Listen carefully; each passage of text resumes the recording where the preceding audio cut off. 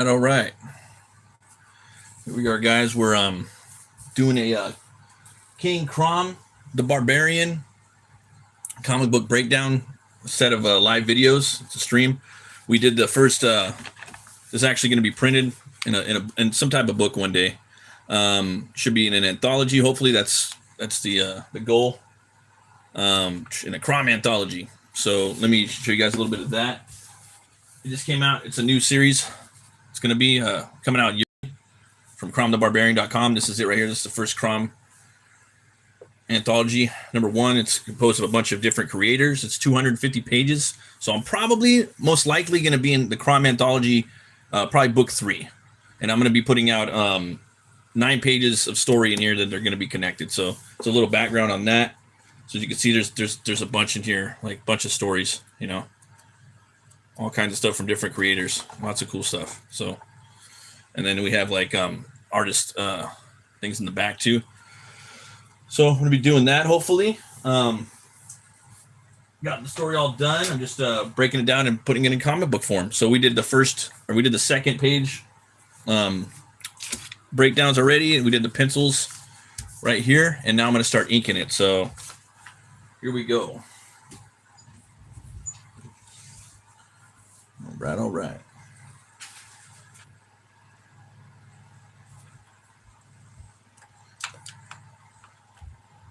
Usually when I start inking, I like to sometimes have a little guard right here, little guardrails.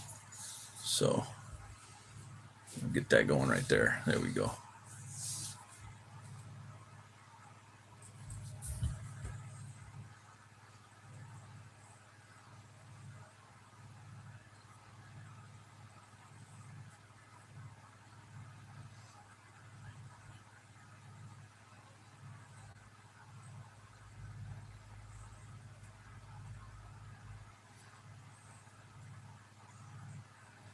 Get this little crag right here.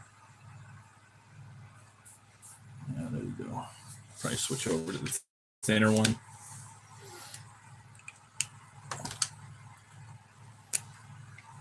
Eventually, hopefully, I'll be using a brush one day.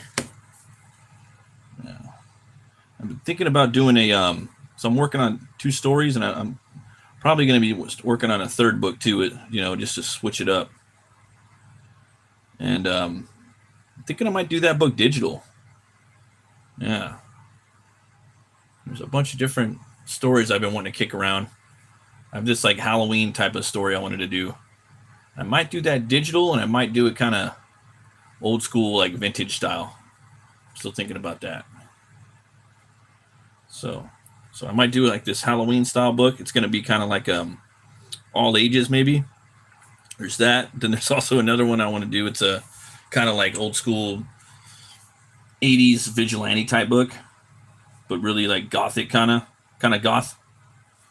That would be in probably maybe I might do that digital. I don't know, but I'm just kicking around the idea, and I kind of want to mess with a lot of tones and kind of flat colors. Something I could do pretty quick too. So I don't know, man. I got a lot of different things I want to work on. Hey, how's it going, Frangoda? Thanks for stopping by. Yeah. Yeah, today's been an awesome day. I finally hit 1,000 subs on my channel. Pretty awesome. Gonna be doing just saw that right now. Okay, that's like, oh man, I knew it was coming, but wow, can't believe it. Came pretty quicker than I thought, you know. So I'm doing an announcement about that. That's pretty cool, man. It's important. It's good when you start to level up in different ways.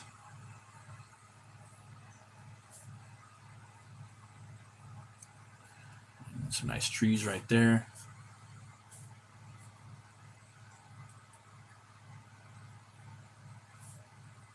That. Have to move this up a little bit. Let that side kind of dry a little bit. All right.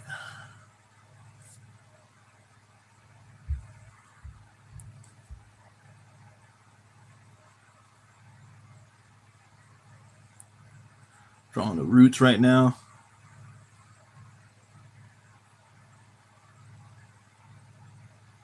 Yeah. Just read the new Savage Sword of Conan. That book was epic, man. Some really cool, some new artists on there. It was Gabriel Rodriguez. Oh, man. He had a real kind of like Mort Drucker kind of Mad Magazine style. Really dug it. And the story was epic. It was like 50-something pages. Really awesome stuff. If you guys haven't picked it up, I recommend go buy it. And those Savage Sword of Conan comics to come out like every other month, so they don't really come out that much.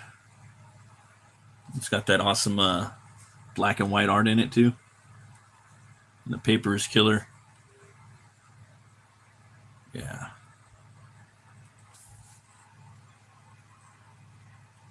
Looking forward to the new Atlantean book by Arrow Studios from Russ Leach and Randy Zimmerman. That's going to be awesome as well. That's going to be awesome.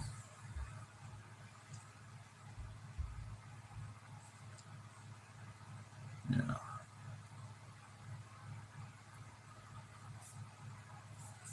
Put a little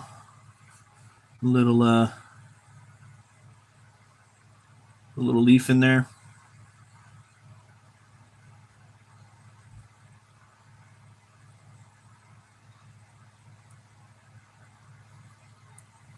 Just blowing around.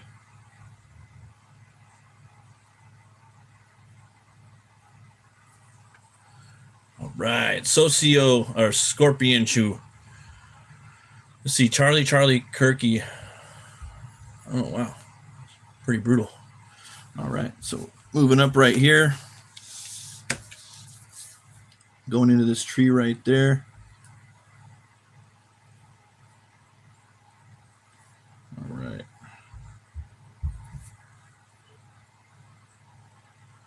Yeah. All right. There we go. Okay, we got this some leaves right here. There we go.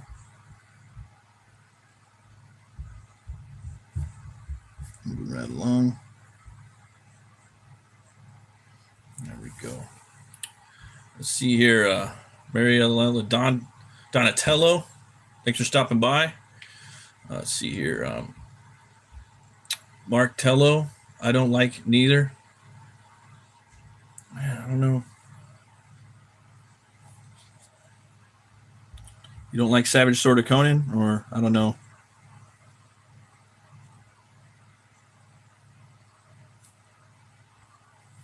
Yeah. Not really. I don't know if that's what you're referring to. Maybe.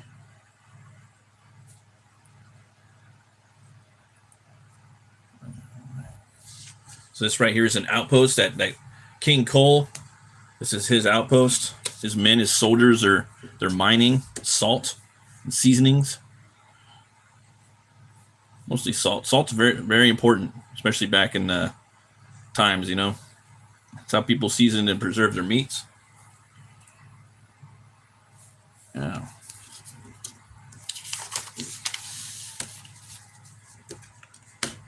Right.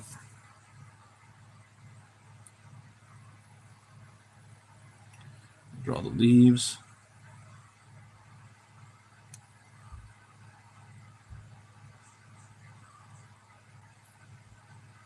Right.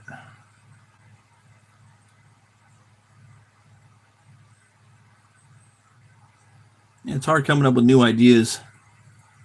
Sometimes they pop out, but sometimes, you know, they don't come by for a while. But I got a bunch of them though.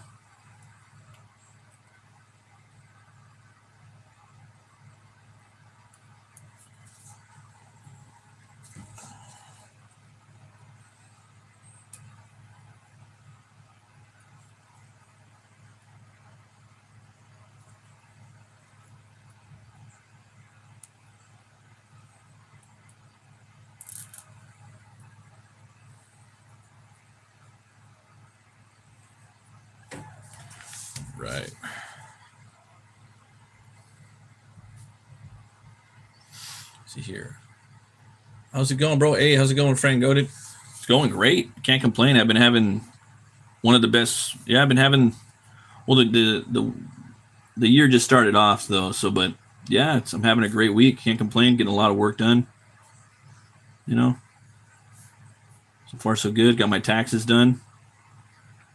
I was hoping to get more money back, but is what it is. That whole overtime thing's crazy.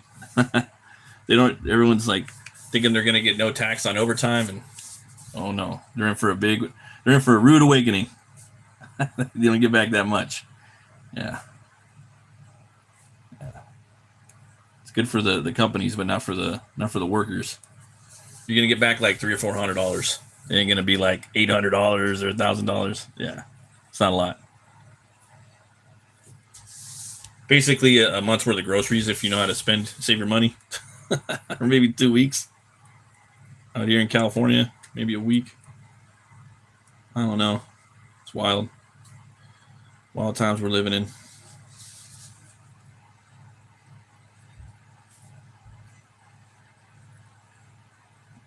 But other than that, I'm Gucci. I can't complain. Working on my Kickstarter campaign. Hopefully, get HELWÄR printed up and this year. Hopefully, the book will get funded. We'll see. That's a big maybe. But I'm trying to come up with ideas that'll keep the campaign relevant and get people to want to buy it and kind of, buy into what I'm cooking, what I'm cooking up. We'll see what happens though.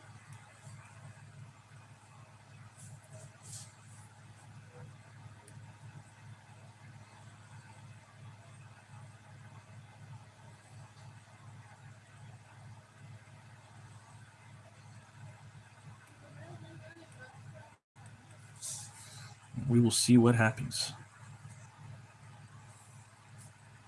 Let's watch. I caught a David Finch draw stream tonight. He's been doing these honest portfolio reviews, and it's been really good.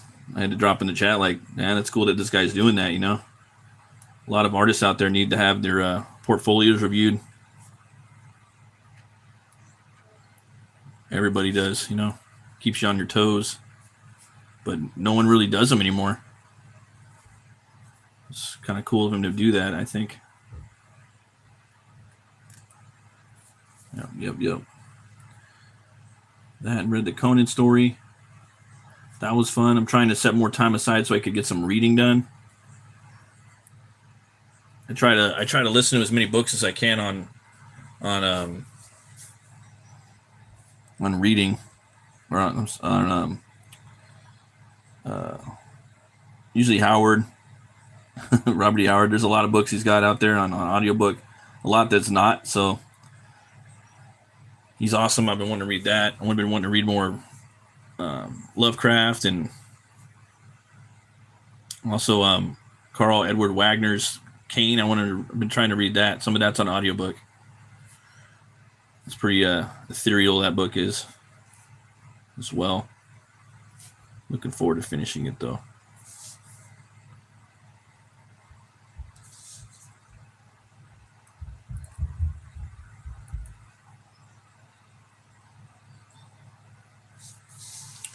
Let's see here. You have some plans like vacation on something? Nah, I don't do vacation. Too busy, man. That's too much money, right now. Busy. Got bills to pay and just working, Yeah. But hopefully, maybe in a couple years, I'd like to leave the country. Plus, a lot of places I want to go to seems kind of whack right now. Got a lot of crazy shit going on over there, and I don't really want to go over there. Yep. I'll pass on all that grass. Yep.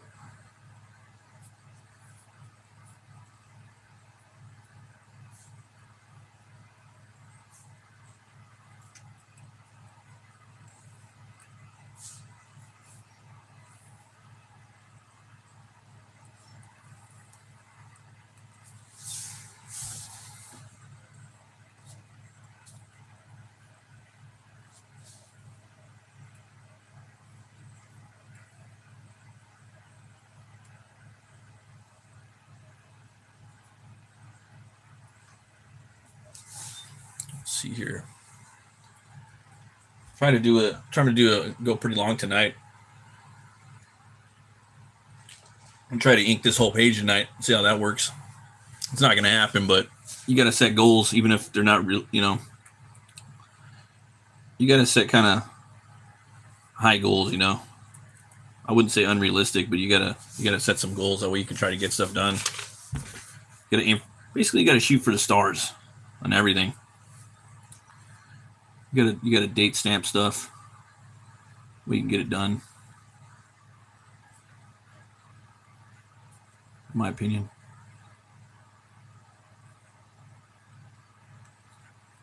Yep.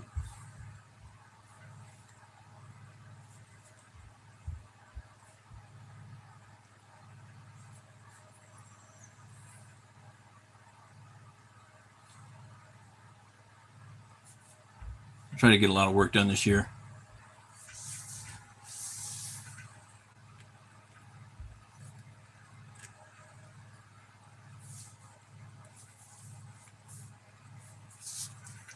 Start working on the tree right here, the main tree trunk going up. Boom, boom, boom.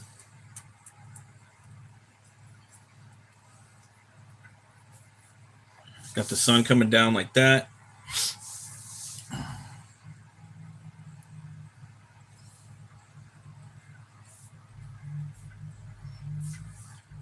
Once this is done, we'll let the ink dry a bit. Yeah, I hope you get your objectives done too, Frank Odin. 100%. 100%. All right, and I'm probably going to let this pin chill for a little bit, and then I'll probably move on to this pin right here, maybe. Yeah. That's what I'll do. A little bit. Okay.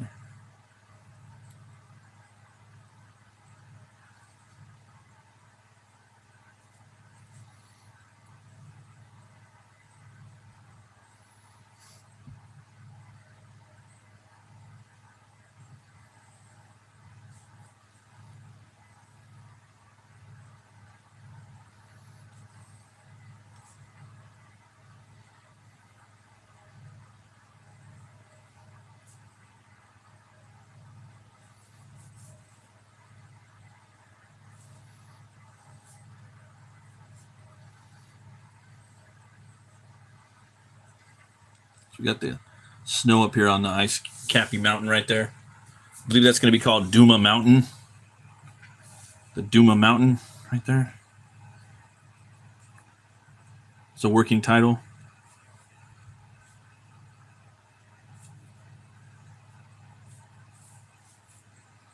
All right, so we got that. All right.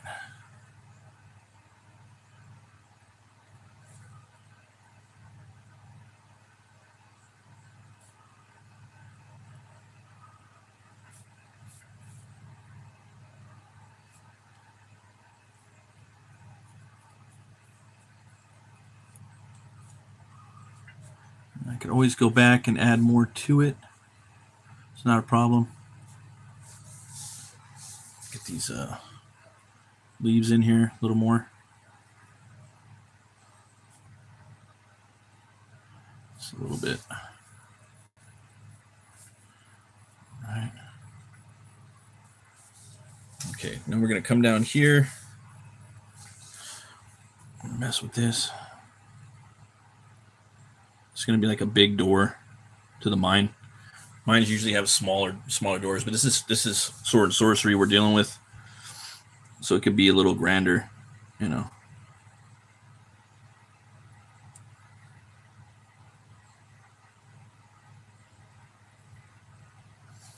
All right.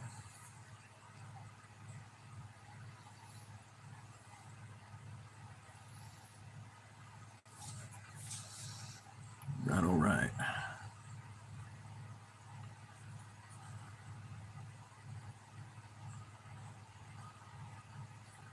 I'm off work tomorrow. I'm so stoked.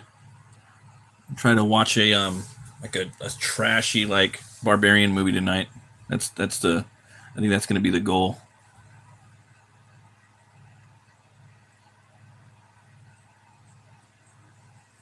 That will probably be the goal tonight. All right, so the light's coming down from above the sun, so I'm trying to just spot shadows. Like, where would the shadows be, you know? Where would the shadows be? And these are like giant pencils, so there's no lips on them, really. So there'd definitely be a shadow right here. I could get a ruler and do this, but I'm not. Just going to get in there and kind of break it up a little bit because it's far away. Yeah, there's a little bit of that. A little bit of that, a little bit of that. These are also, I think I'm gonna really tempted to just make this black all the way through. But we'll see. Might make it kind of make it look like iron. Get in there, do some steepling like that.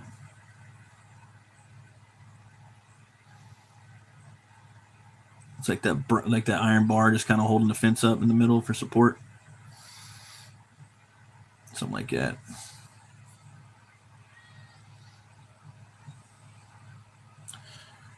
Go, and then I'll come through with this.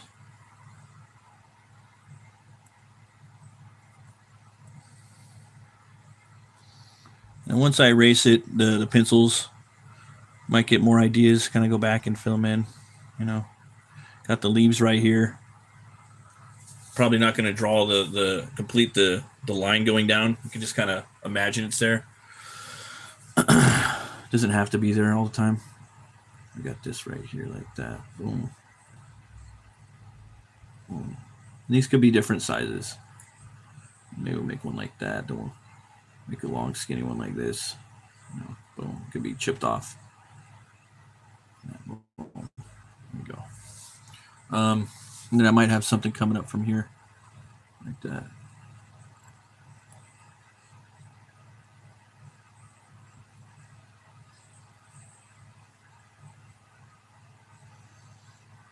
Kind of random, you know, because it's in the distance. We don't want too much details on that, you know. And these trees, we kind of want to break them out a little bit too. So we're going to thicken up those lines to create distance. Not too crazy though. This is 3D. Same thing with this cat over here. Do you train or do you do sport? No, I don't do any sports. Nah, I did a little bit in high school. High school, I kind of did everything. When I was in junior high and high school, I skateboarded, rollerbladed. 10th grade, I went out for the football team, made the football team, then quit. Wasn't my thing. I played in bands. I did a little bit of everything. I had a great childhood. I probably, you know, pretty, you know, much what anybody would want. Awesome family, you know. But now, no, I don't do that. I do train a little bit for some things, but yeah, the plan is to start doing I'm gonna start probably getting back into weight training. I did weight training in high school too, but nah, I haven't. My job was just so my old job was so stressful where I was basically didn't need to really be going to the gym that much. Just too tired. My new job is a lot more stress-free. Does require though training a lot all the time. You have to go and retrain for it. Yeah, gotta stay certified in what I do. But I want to take it further. Probably in the springtime, I'm gonna try to do it. Because if you want to go to the gym and you want to get swole or cut, it's a lifestyle, man. It also has to do with what you eat, how much you sleep, all that stuff. And I'm not ready to commit to that. Right now, I'm all about comics and art. That's all I want to do. So if that means I'm gonna have to put on a few pounds and maybe gain a gut, then I'll do it, you know, just so I can get this done. You gotta kind of pick what you're gonna want to do, you know. Again, we got that right there. We'll put a little something like that in there. Maybe boom. A little bit of those. Put some like that.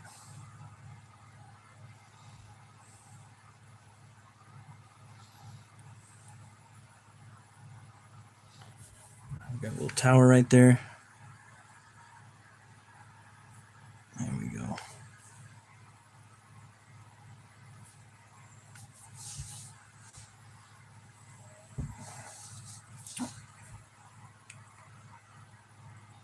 But yeah, it's good. Like I, you know, for all the younger people out there, I recommend you get out there, you train, do a sport for sure. Something physical, you know, physical activity. I don't know what it is. Maybe do some like boxing or weightlifting or maybe some MMA. I would say maybe like a martial art. I think that's good for the mind. Or, you know, go work out or do something forever. Yeah, you should be working out every day. A bare minimum, at least walking an hour a day. That and you know, doing like your jumping jacks, your push-ups, stretches, jumping jacks, push-ups for sure, burpees, all that stuff. That should be going down every day.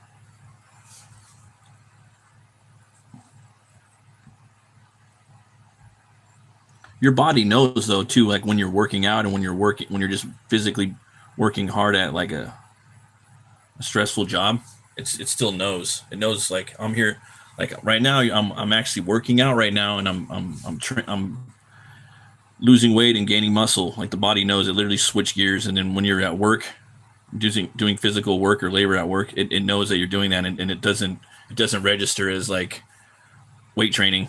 The body just, it's funny like that. Lorden Denaga, hey, love your art. Oh, thank you, man. I appreciate it. Thanks for stopping by. Right now we're doing a comic book page for one of the books I'm working on for the Crom anthology. Hopefully, I'm definitely doing a Crom story, and hopefully I can get in there. Nothing's set in stone, but I'm gonna try to do it. So, it also depends on what the vibe is and what the feel is of each anthology is gonna have a vibe and a feel. So if my book ain't vibing with the, you know, with what he's putting down for that book, it might sit around for a year or so. But yeah, it's got to kind of go with it. It's got to have a theme, and I respect that. I respect the hell out of that. But yeah, it'll probably be in like the third book. You know, this is gonna, and then eventually I'll put it into one book. That'll be like probably 30 or 40 pages. So time flies, guys. You know, I'm looking 5 years out right now. When you're young, it slows down, but for me, a year feels like 4 months. So 4 months for me feels like a month. I know it sounds crazy. To be honest, man, I don't remember your name because I'm horrible with names, and sometimes, you know, it just comes in real fast. But I apologize. I really try hard to remember names. Even if I like meet people in real life, at the end of the conversation, I already forgot their name. That's no baloney. My wife can attest to that. Horrible with names. So I'm adding a little more detail right here on these trees, just because they're next to the camera. Yeah, this is my comic book. Yeah. Oh, you're the 11-year-old kid. Okay. Yeah, I'm trying to keep it rated on here. All right. But yeah, so I'm doing this right now. Add a little more detail to this tree right here because it's next to the camera and we're trying to frame everything, you know. Yeah, there we go. I'm gonna put a little more detail in here. Just gonna sell that baloney like that. And then on top of that, I'm probably gonna slap some more inks down here. I might like it, I might not. I might. Let me look at it a little bit. I might work with that. So I'm thinking I might fill this in with black right here, but I don't know. I might not need to. Let me zoom out real quick. Yeah, I don't think so. I don't think so. No, I don't know. I don't think so. I think I'm gonna leave it for now. I think I'm gonna leave it like that. I might put some clouds in there. Yeah. See, the thing is, I'll jump back to this, and I might do a. Okay, let's see here. So, what comic page are you working on? This is actually page number 2. Page number 1. It's similar to one of the other Crom drawings I did. He's in his throne room. The other one I did, he's in his bedroom, but his bedroom and his throne, they look kind of similar. But also, I don't want to spoil it either. So, and it's not a technical page. It's just a splash page. He's sitting on his throne, but it's gonna look dope. And there's some stuff in there like from Crom lore that I don't want to spoil. But I really did want to do that page live because what I'm gonna do for every chapter when I put a new chapter in, I'm gonna write the title of the chapter, and I'm gonna do it like with hand. Like there's an artist from back in the day. His name was back in the day. His name was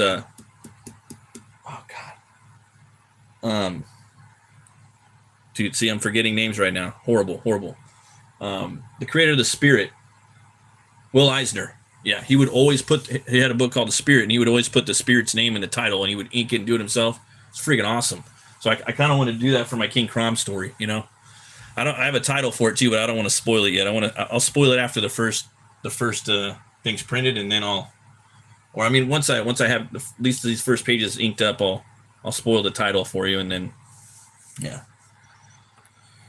All right, so I'm probably gonna leave that. I'll probably erase these pencils later. I'm gonna let this dry for a day. I'll come back and erase it, and then I might put some clouds up in here, depending. I kind of want to put like some I don't know. I'm gonna cook on that and see if I want to do what type of clouds I want to do. So now I'm gonna move on to the next page, the next panel. So for there, that's a wrap. I'll leave that right there like that. I'll look at it a couple more seconds, but it's pretty much what I want out of it. You kind of see what's going on. It's kind of framing it. You can see what is what. You're looking at a fort. Maybe I'll do. I kind of like it the way it is, though. Kind of like it the way it is.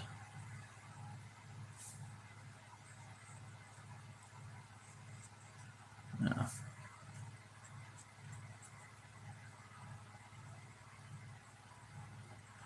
Kind of like it the way it is, though. I might just leave it like that.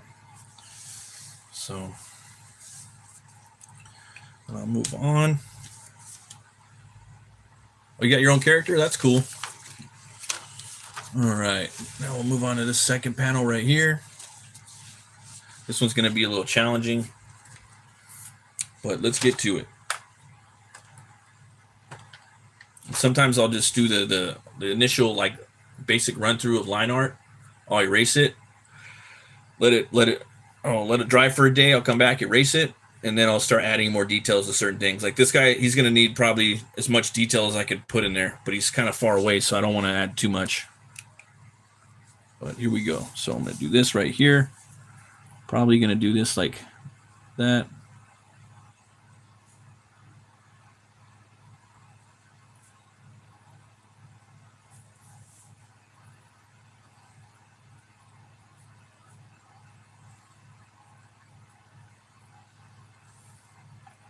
Just to sell the speed of that.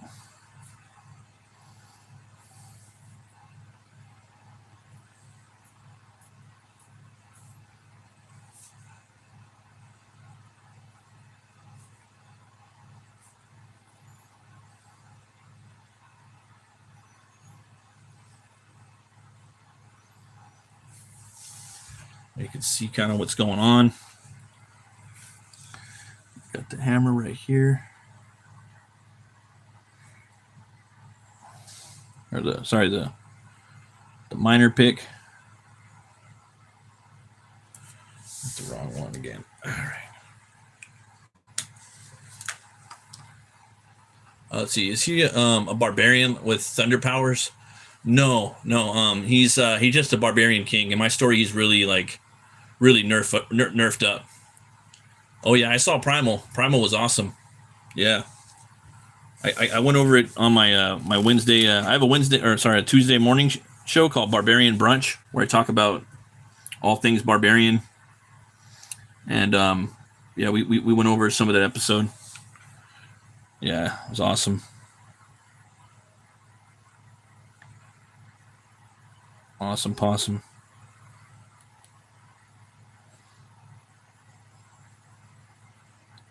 Yeah, this character though, the story that I'm working on, this isn't my character. Crom the Barbarian, it's public domain. Anybody could do stuff with Prime or not Prime with Crom. You know, it's a public domain character. There's little cliques that make that do like anthologies of Crom. Like now, there's at least 2 of them. You know, little Crom crews. You know what I mean? There's a CromTheBarbarian.com, like the Crommunity. Then there's like the brutal blade of Crom, like that brotherhood. But you know, there's gonna be more popping up because there's a lot of people that want to do Crom stories, and you can do whatever the fuck you want. You don't have. He could be a barbarian. It could be in the future. You know, you can make him now. Like, what would he be now? You know, a lot of these kings would be probably like presidents now, or who knows what. You know, so this story though, he's an older Crom. You know, he's over the hill and he's got a lot of shit he's got to deal with. You know, but he's a badass in here. Yeah. Let's see. I'm probably gonna give this guy might even give him like a fur collar a little bit. See, I'm in here. I'm just doing costume design right on the fly. You know. All right. So we got that. We got the biceps. Got this right there. Got a big old bicep right there. Bring that down. Forearm. Boom. A little tricep action right there. Boom. All right. I'll bring that down like that. Yeah, not too much detail because he's kind of far away. You know, a little bit of that. A little vein in there. All right, give him a beard. Let's see. A mustache. Give him a black beard. There we go. Give him a belt. There we go. Give him some gloves. There we go. Let that thing dry for a second. Cool. What is this page about? Okay, so the story opens up, and it's King Crom's mine. Right? He has a mine on out far away from his kingdom. He has his soldiers out there. They build a fort out in front of the mine. So there's actually soldiers out here and whatnot too. You just can't see them. They're up in there hiding and stuff. Just watching. Inside the mine, there's more soldiers. So they're in there. They're working. They're mining for salt. One of the soldiers, though, he hits a vein right here. Sorry. Let me fix this real quick. So he hits a vein in the salt rock. It splits, and then it goes down, and it starts making an avalanche with inside the mountain, and it starts falling on this clan of people that live inside the mountain. So they're chilling, and boom, and then the crack starts going all the way down, man, inside the cave, and it awakens this beast in here. That's inside of a solid like rock, salt crystal. So then there's right there more. It's falling down. Then you see right here these people they're smashed, right? And then that thing's finally awakening. You know, he's breaking out of the salt. Sorry, there we go. Trying a new angle for you guys. Breaking out of the salt containment crystal thing that he was sleeping in, and you're seeing a little more right here. What's to come? A little teaser kind of right there. So that's what's going on. And then I have to make room for the word balloons. I have kind of I think a pretty good amount of like writing for this page. I'm actually going to have to edit out because there's like too much. I wrote a story, so it was like a prose story, and I was trying really hard for it to be a good story to read where you're having fun, you know, reading it pretty quick. I think it's like 20 pages or something. And then, yeah, when you translate that from prose to comics, you have to edit a lot of stuff out because the visual aesthetic of it, the visual medium, that's going to be telling a lot of the story rather than the wording. With comics, you don't really want them too wordy. You know, you could do it, but for the most part, you don't. You just don't. Braxton Browood, hey, how you doing? Thanks for stopping by. Is that Dungeons and Dragons? No, this is Crom the Barbarian. This is King Crom the Barbarian right here that I'm working on. Thanks for asking, though. Yeah. You know what I like about D&D, though? I like Drist, right? Drist is awesome. That might have been even like a low-key influence on this, because part of this takes place inside the mountain, you know? So I like the Drist. I don't know if you've read those books like Sojourn and whatnot, but he is a badass. Drist is freaking awesome. All right.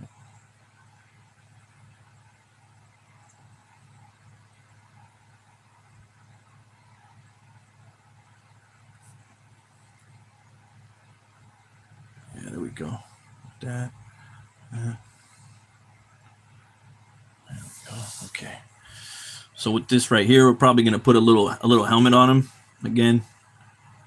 Probably get like a little metal band right there, and then I'll put something right here. I'll put maybe a bolt right on the top. Bring it around like that. I think that looks kind of cool. It almost looks like a soldier hat, but a miner hat at the same time. Can kind of sell it for me a little. We got the little bit of nose. More of the beard right here. On the side. And yeah. There we go. We don't want to add too much detail though, because then it's just too much. It's supposed to be far away. And then once you start adding detail to things that are too far away, it starts getting kind of weird. It starts getting kind of just like WTF. I never played D&D. I just heard of it. Yeah, I never played D&D either. That was before my time, man. Yeah, because I was born in '83, but that was edging out. I'm more like Teenage Mutant Ninja Turtles, and my D&D was He-Man. Yeah, and then my dad put me up on Conan. But I was all about like He-Man and Masters of the Universe for a while.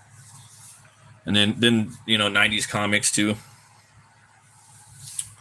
So we got this guy right here. I'm gonna give him. So now we got a uniform for these guys.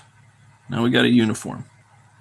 See, and that's what's fun about this. You don't want to. That's why I don't like leaving I don't like having too much tight stuff in there when I'm creating. I like to do things on the fly. You know what I mean? That's the fun part of making books and stuff like that. Especially if it's a professional work, you can't do that. They need everything. They need all the details. But if it's yours, you could do whatever the fuck you want. There's that too. I could give him a big old belt like that. There we go. This guy chilling right there. Maybe he's got a pipe, right? Maybe he's smoking. See? That wasn't there before, right? Now I could do that. I got a bunch of smoke right here. And he don't give a fuck about his lungs because he's inside the mine. Let's see here. How did the barbarian become a king? He married a queen, So he did.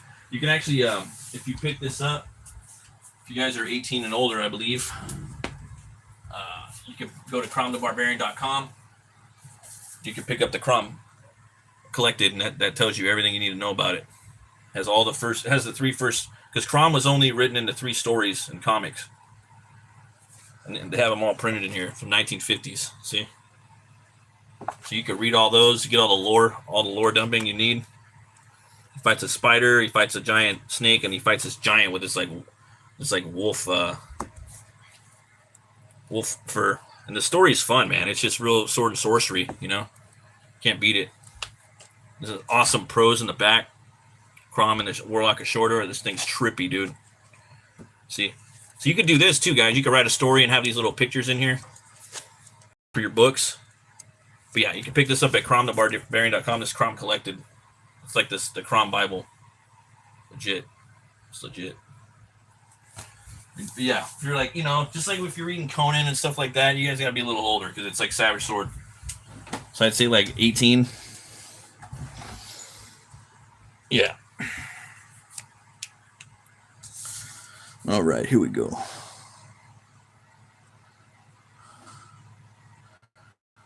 This guy right there finished the leg up. But as far as the way he became Crom, he married up. He came from the jungle. He's similar to like Conan. He married Queen Tanit, you know, and they stayed together. He has a sister named Lala. That's a lot different than Conan. He's blonde. He's got a sword called Skullcracker. Sometimes it's called Skullbiter. In my story, it's called Skullcracker. I like that name. So I'm trying to take everything that's in those stories and put this in the future. So I'm trying to like pay homage to that, but also bring in something, a what if story, you know, where it's not really stepping on people's toes too much.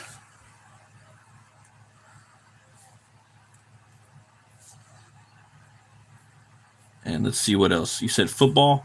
I played American football for a little bit, not soccer.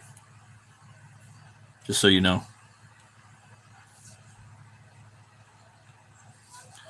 And we used to do boxing a lot. We get the boxing gloves and box after school. That was fun. That was a lot of fun back then. Those things are pretty heavy. They're like 1 pound. Wait till everybody went home and then ran to the very back of the schoolyard, and you know, it was fun.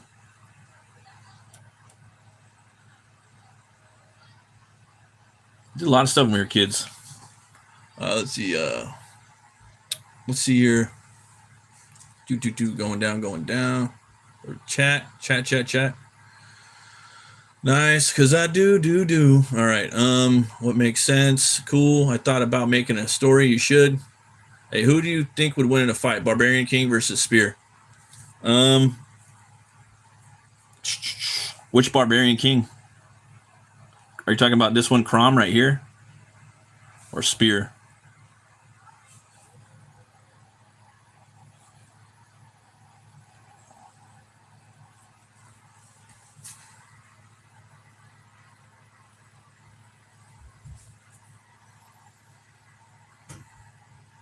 I would say Crom the Barbarian will whip that ass. Yeah. Crom's just because Crom's the OG gangster barbarian, man. Him and Conan they're the oldest ones. Because what happened was the creator of Crom, he wanted to make a Conan comic, but they told him no, so he made Crom. And Crom is Conan's god in the books. Yeah, it's pretty wild.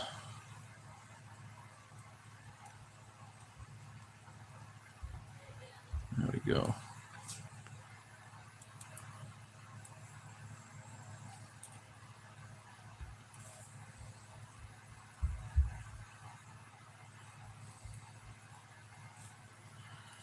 All right. Yeah. So yeah, definitely King Crom would win. That's my opinion. Thanks for hitting the likes, guys. I appreciate it. Everyone for hitting the liking and the subscribing.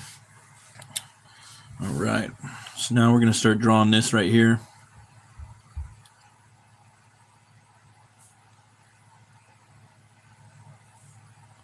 A lot of rocks.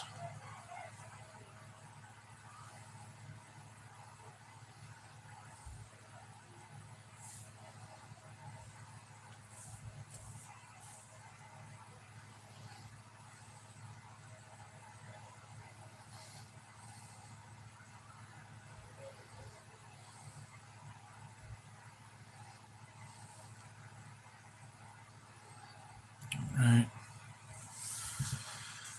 Okay, who's your idol? My idol is Jesus Christ. That's a simple one.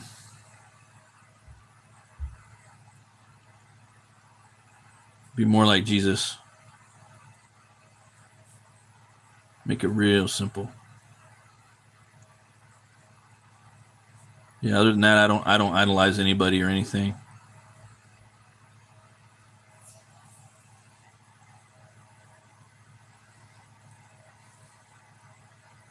Why is you just kind of idolizing a flesh bag? Just a human, you know? Yeah. There we go.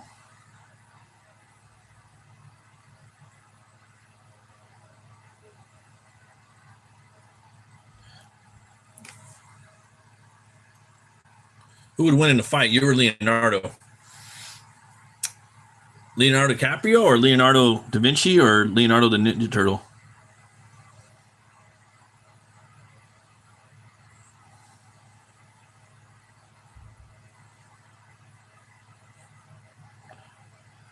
Because I'd say they probably all win right now. I'm a little out of shape, so I ain't gonna lie. I gotta keeps it 100, you know. Keeps it Rizziel. Yep.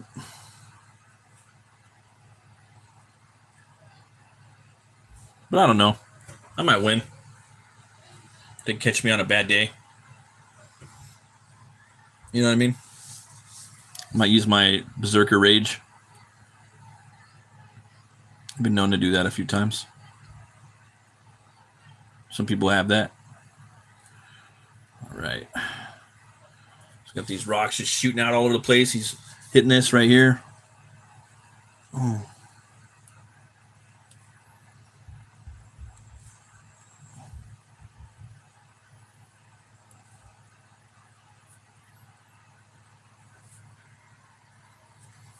That.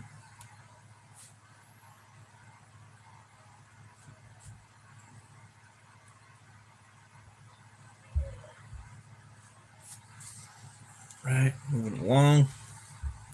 Slide it over.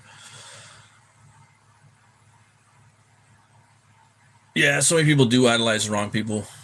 They do. People, and the thing is, these men, these men and women, they'll change who, you know, what on their, they won't stand on principle. They'll change their principles, and a lot of them will. About 85% will change. So you can't really idolize humans, you know. You can admire them and, you know, respect them. But yeah, never idolize anything. False idols. False idols.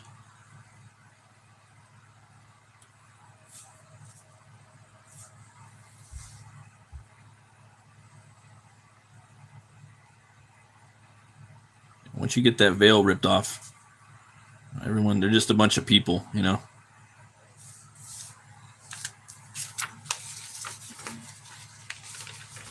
You got a question? Well, let's have it. I might be able to answer for you, man. Let me try to line this up. All right. You got questions? I got answers. If I don't have the answer, I could probably find it, as long as it's pertaining to art and comic books. All right, here we go. Do you like anime? Yeah, I'm more into the old anime though, bro. I like the old. You know, a lot of people talk shit on the late millennials and stuff about. You know, I like my old manga. I don't own any of it. I'm not that into it, but I like, you know, Vampire Hunter D, Fist of the North Star is my favorite, hands down. Fist of the North Star. If it wasn't for Fist of the North Star, you wouldn't have ready. Drum roll. Berserk. There's a lot of stuff you wouldn't have. Okay, so I like Fist of the North Star. That influenced the hell out of Berserk. Vampire Hunter D. Obviously Akira. Ninja Scroll. And then there's probably like 12 other things that are out there that like are that I'm just getting discovered. Now a lot of the newer stuff I'm not really into too much. You know, I'm really kind of judgmental. I just think back then there was a lot more variety in the way that they did the art. A lot of the art just kind of looks the same now. You know, with the big eyes and shit. Back then, it wasn't really like that all the time. I heard that some manga now, they're taking even more of an American approach because they're just kind of trying to switch it up, you know, with the anatomy and things like that. That's what I heard. I don't know. I'm not a weeb, you know. Let's see here.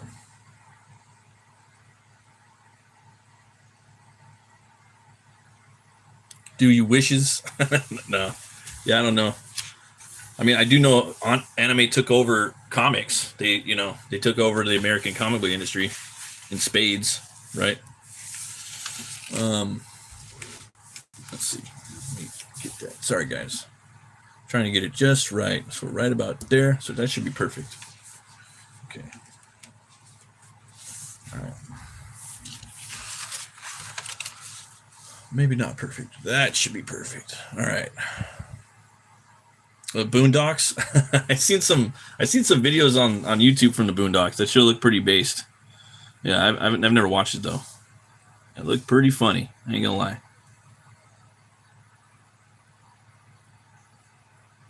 But yeah, man, it's just like manga it's comic books, bro. You know.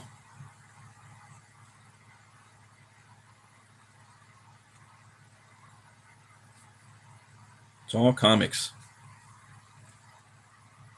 The thing that makes the thing that gets on under my skin is when people say comic books are for kids, and it's just like, oh man, it's the most ignorant thing to say, you know. And they were made for adults, just like animation was when it came out, you know. It's like, bro, you don't even know what you're talking about, bro. Like, get out of here.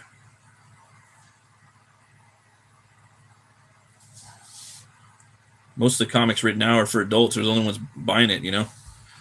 You know, the younger crowd, they're buying like anime, or they're buying manga, and they're maybe buying like Absolute Batman for American stuff.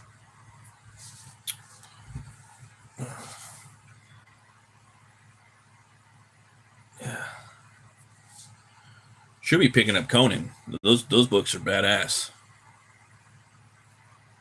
Badass. You guys want to see a badass character? Pick up Conan. He's the most badass character of all time. Start reading those books. Pick up the comics. Read the books first by Robert E. Howard. There's like 20 of them. If you don't want to read them, listen to the audiobooks. You could listen to all of them in about a month or less. Change your life. You got to remember, dude, a lot of the manga stuff was influenced by American culture, you know.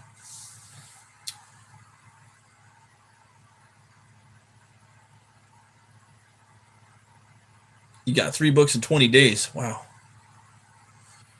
It's a lot of work. A lot of work. Okay, we still in camera? Good. Delicious and Dungeon. What the hell? What is that, like a dragon or something? Yeah, there's so many of those. What is it? Is it Chainsaw Man like the biggest one right now?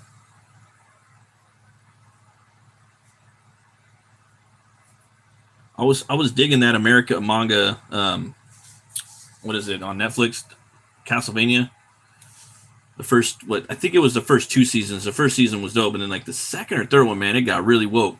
Like, whoa, what am I watching here? I had to stop watching it. It got so bad. This is mad lame. I used to love those games, playing those games, the Castlevania games. So good. Yeah.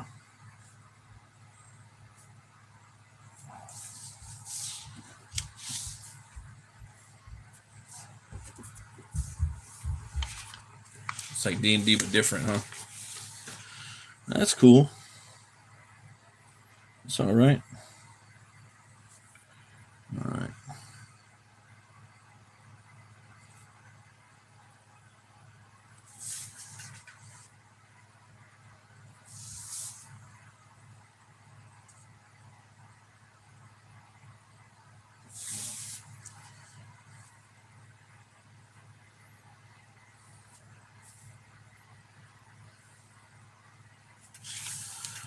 Got that.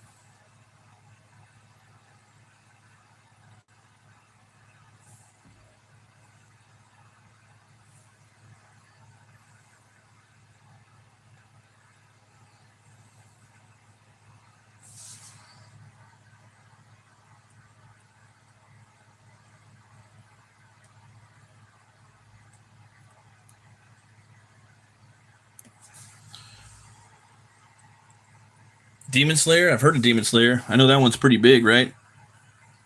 Never watched it. Never watched it. It was like one of the biggest movies last year, right? Everybody ran out and watched that. Must be pretty decent.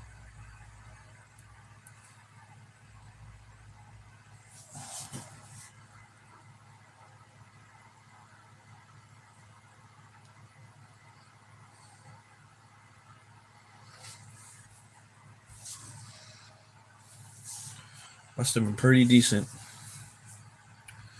Let's see if I can do this right here.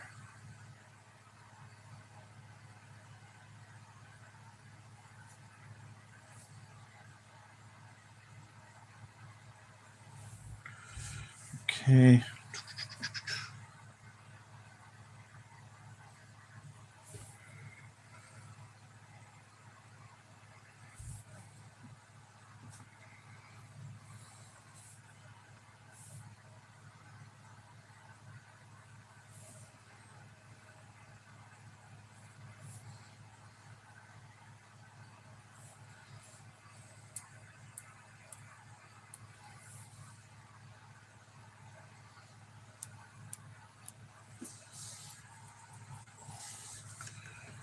Switching up the designs right here real quick so we can see what's going on. Trying to create depth in here.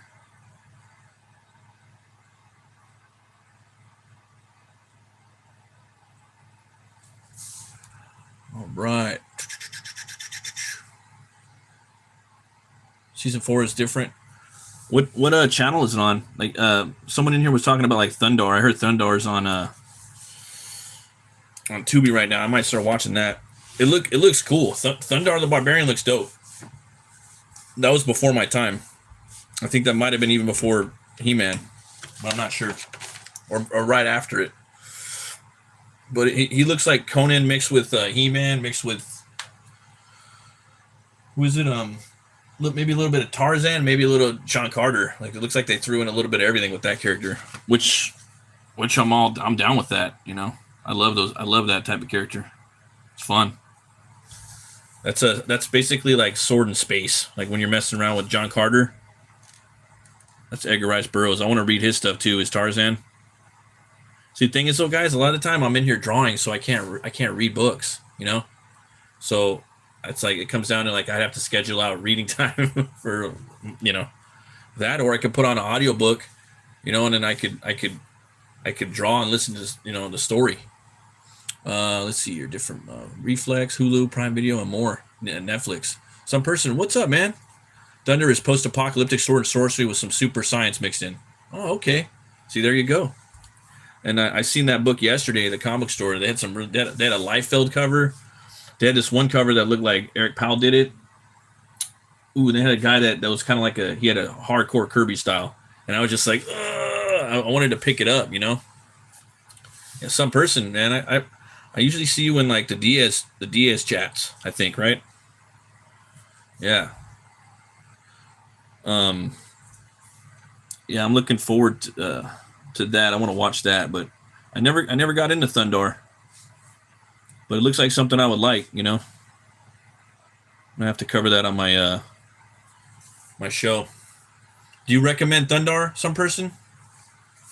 You recommend the cartoon, or is there like a specific year or what? Because I seen it at the comic book store and I was thinking about picking it up. And I was just telling the kids like I brought them along with me that yesterday, and I'm just like, man.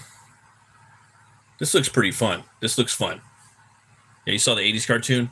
Yeah, I missed out on it, man. I missed out on it. Because I was getting into He-Man at the time. And my mom, she got rid of my He-Man toys because there was this whole like satanic panic, so she threw away my He-Man toys and I couldn't watch the movie anymore. So that might have been the time that it came out, maybe, but I'm not sure. That's what happened, dude. Yeah, and my mom, she's a witch now, so it's crazy how people can just like switch on you, That happens in life, guys. Yeah, I'm gonna have to check that out though. I'm gonna check that out. All right. So we got this right here. Let me go ahead and do that. Boom. There we go. Yeah. Thanks for stopping by, some person. It's cool seeing the. I mean, I used to see you. I seen you in other chats back in the day. You've been around. You've been around as long as for years. You know. It's always cool seeing the old school names. All right.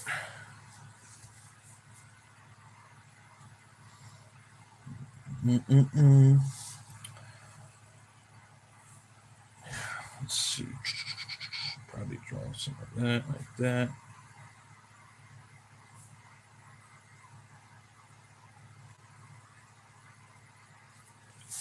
There we go. Yeah, sometimes the toys get thrown away, But with that being said, if your parents tell you to pick up your shit, pick it up, I don't fault my mom for that. Yeah. I would do that if the kids weren't listening. When I was a kid, my mom was awesome. Her and my dad. Got no complaints about that. I had a really good childhood. Yeah. They were awesome. Couldn't ask for better parents. All right, so we got this right here. Moving right along.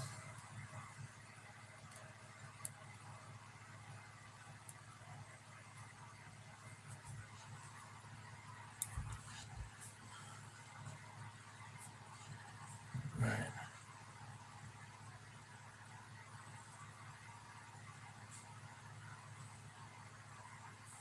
There we go.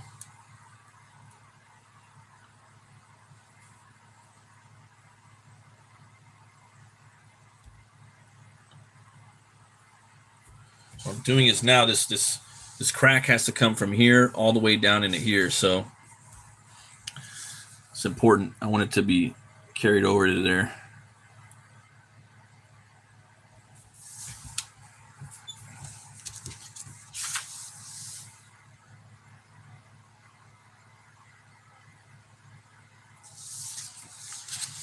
Mm-mm-mm.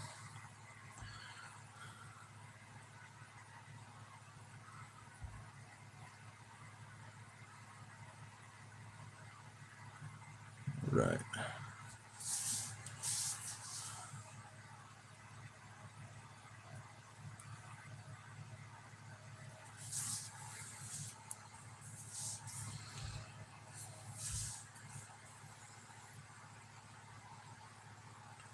Turn back time to go back to the good old days. Are you from the '80s too, Braxton Bowood? You from the '80s too?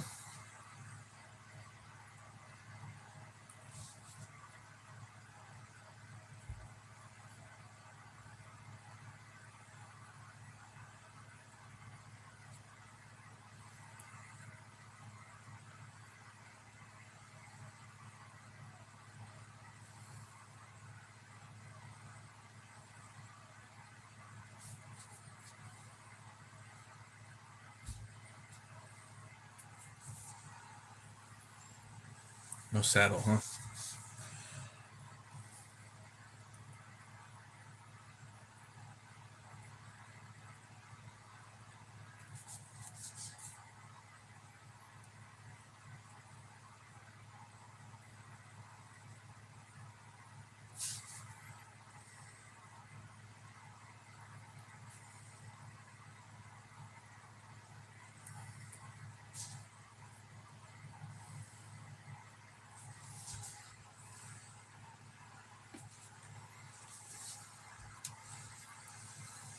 Yeah, it was okay. It was okay. It was nice. I think the '90s was just as good in retrospect. It's pretty awesome. I'm not gonna say it wasn't. Back then, it didn't feel like it, but sometimes. But and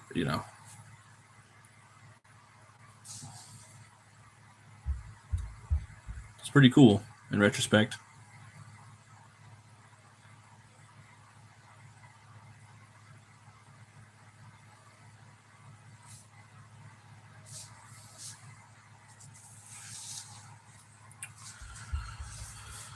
All right.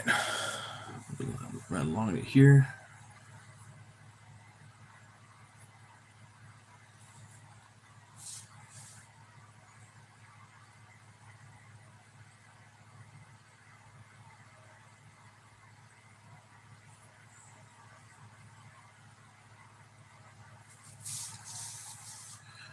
Right, got that right there.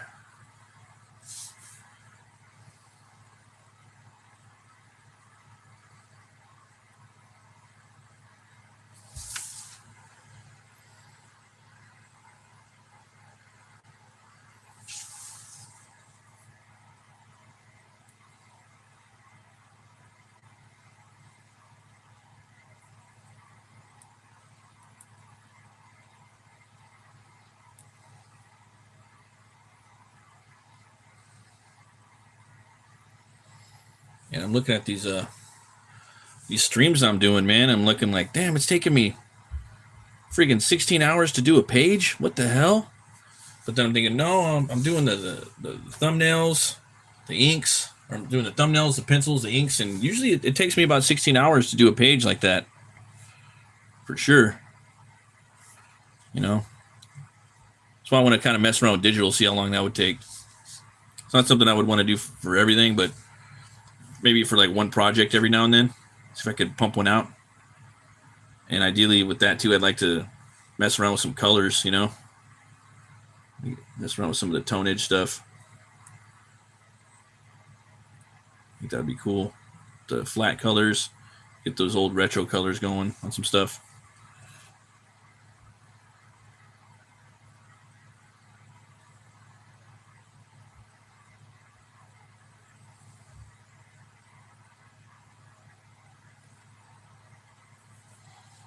Yep. Let's see here. I got this.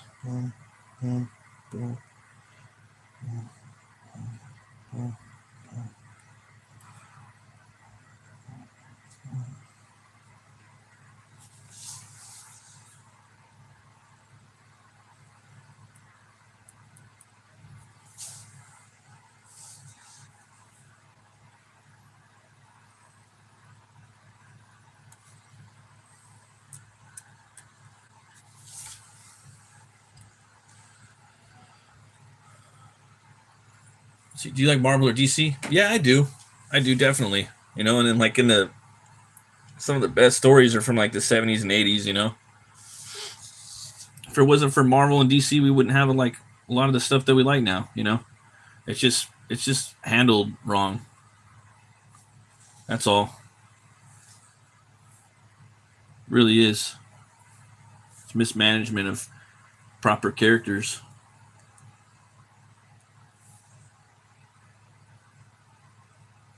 They don't care.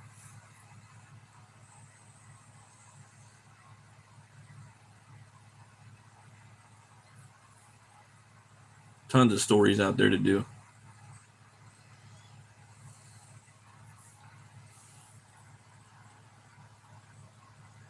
So many years worth of good stories, like I was saying.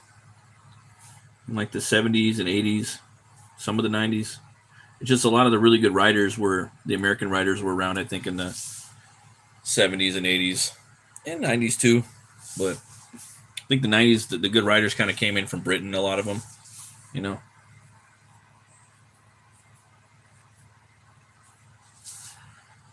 Changed some stuff up.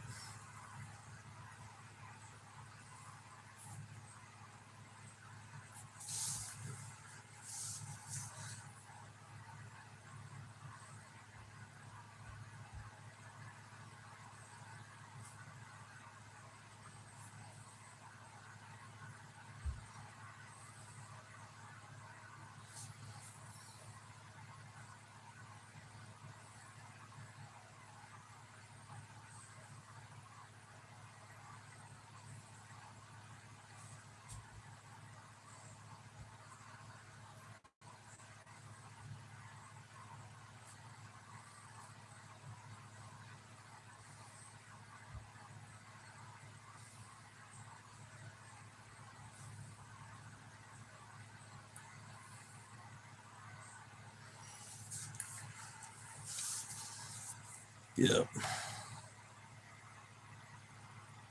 Marvel. I mean, Marvel's always gonna have the best like lineup, dude. They get the coolest characters, like on the most part, you know. DC's got Batman, Lobo, you know, Swamp Thing, Jonah Hex, Constantine, Etrigan the Demon. You know, those are some good ones. Superman's okay. Frankenstein, but then they got Frankenstein over at Marvel. I'm not really into Green Lantern too much. That shit's kind of boring. Uh, I'm missing some more probably. Let's see here. Okay, now start doing this. Be really light with this.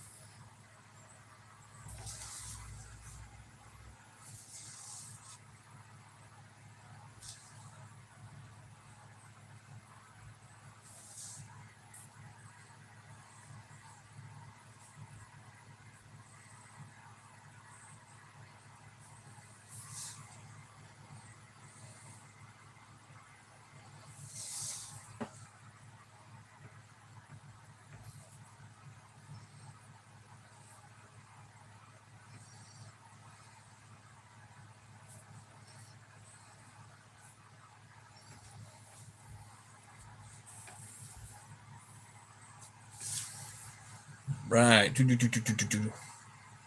Who would win? Ghost Rider versus Lobo. Lobo would win. Lobo would defeat anybody because if he spills blood, he's cloned out of his own. He'll make a clone of himself out of his own blood. He's actually banned from heaven and hell. He can't go to either places. He's the Deadpool of DC, but he came out first. You know, he's the proto Deadpool. You know, so they should have had him out. He should be in like how to put this. Supergirl should not be made. That should not be a film. They should not be making a Supergirl film.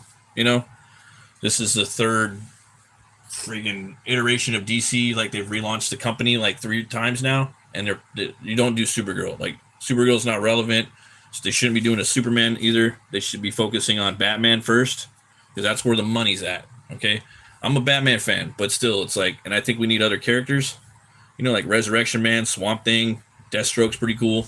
There's a bunch of DC characters, but Batman pays the bills. So for you to keep the light on, you want to put out like a Batman movie and then a Bat Family movie. So there should be also another one, Red Hood. Should put out Red Hood movies. They should have a Nightwing movie too. They should all have their own movies. You know, and there's a lot of money to be made in that. You know, Batgirl's even more relevant than Supergirl. You know, so they shouldn't be doing that. It should be a Lobo movie. Lobo is huge. Like they can be making bank off that. I don't want that though, because I like Lobo. Like, you know, it kind of sucks that he's getting big, you know, but he might not. A lot of people have been hating on the way he looks. I've seen just regular, like, what was it? Not even fan art, just the way that they had Momoa that he looked. He looks weird with the beard, dude. I don't know. I don't like the look too much. I mean, it's definitely Lobo, but I mean, it's okay. I mean, it's all right, but yeah, he should definitely have a shaved face. It looks way scarier like that. Okay, let's see here. What about Ghost Rider versus Spawn? I'd say probably Spawn would win. I put my money on Spawn. He's got way more powers. He has like a diverse power set. But yeah, that's for me. That's low hanging fruit. I'm definitely going to draw stuff like that. You know. Yeah, we'll start doing some big 2 stuff. Yeah. I try to stay away from that. I kind of like doing like stuff that people haven't seen. I like doing fan art for independent comics, stuff like that. I did an absolute Batman piece over a year ago before the book launched, just because I think the character looks fucking awesome. But it just, I didn't like the way the book kind of, I didn't like the way it kind of turned out. I was a little disappointed. You know, so I stopped collecting it. You know.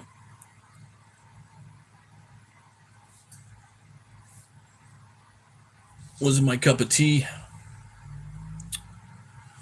But the design of Absolute Batman, oh, awesome. Awesome. The tone of the book, you know, it's like in the future. It's very, it's a horror book. It's an action horror book. Absolute Batman. A lot of people don't talk about that. It's a fucking horror book. Horrific. If there's a world for them to need a Batman like that, it's going to be pretty profoundly horrific. It's a hellscape.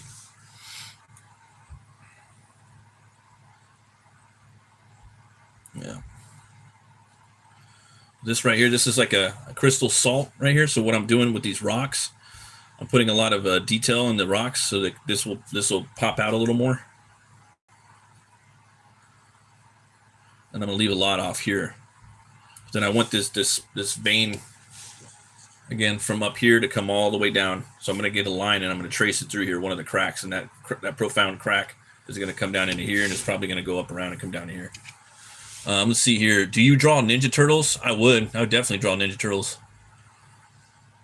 I still got to read The Last Ronin. I got all 6 books and I still haven't read it. I feel like smacking myself, but I'm going through there. There's a big book I got 2 Christmases ago and I still haven't got into it, but tonight I got into it. So I'm trying to go back and read a lot of the books that I've trying to schedule time for me to read stuff. So I'm going to probably do that tomorrow. The worst DC movie, in my opinion, is the Green Lantern played by Ryan Reynolds. Yeah, I wouldn't. I mean, if you want to go worst movie ever, I would say it's probably Catwoman with Halle Berry. That one's pretty bad, and also Steel with Shaquille O'Neal. Those movies are really, really bad. Really, they're beyond cringe. Like it hurts to watch them. You know, I feel like a pain like just watching that movie. Yeah, either of those movies, they're profoundly horrible. Yeah. Profound. Been saying that word too much.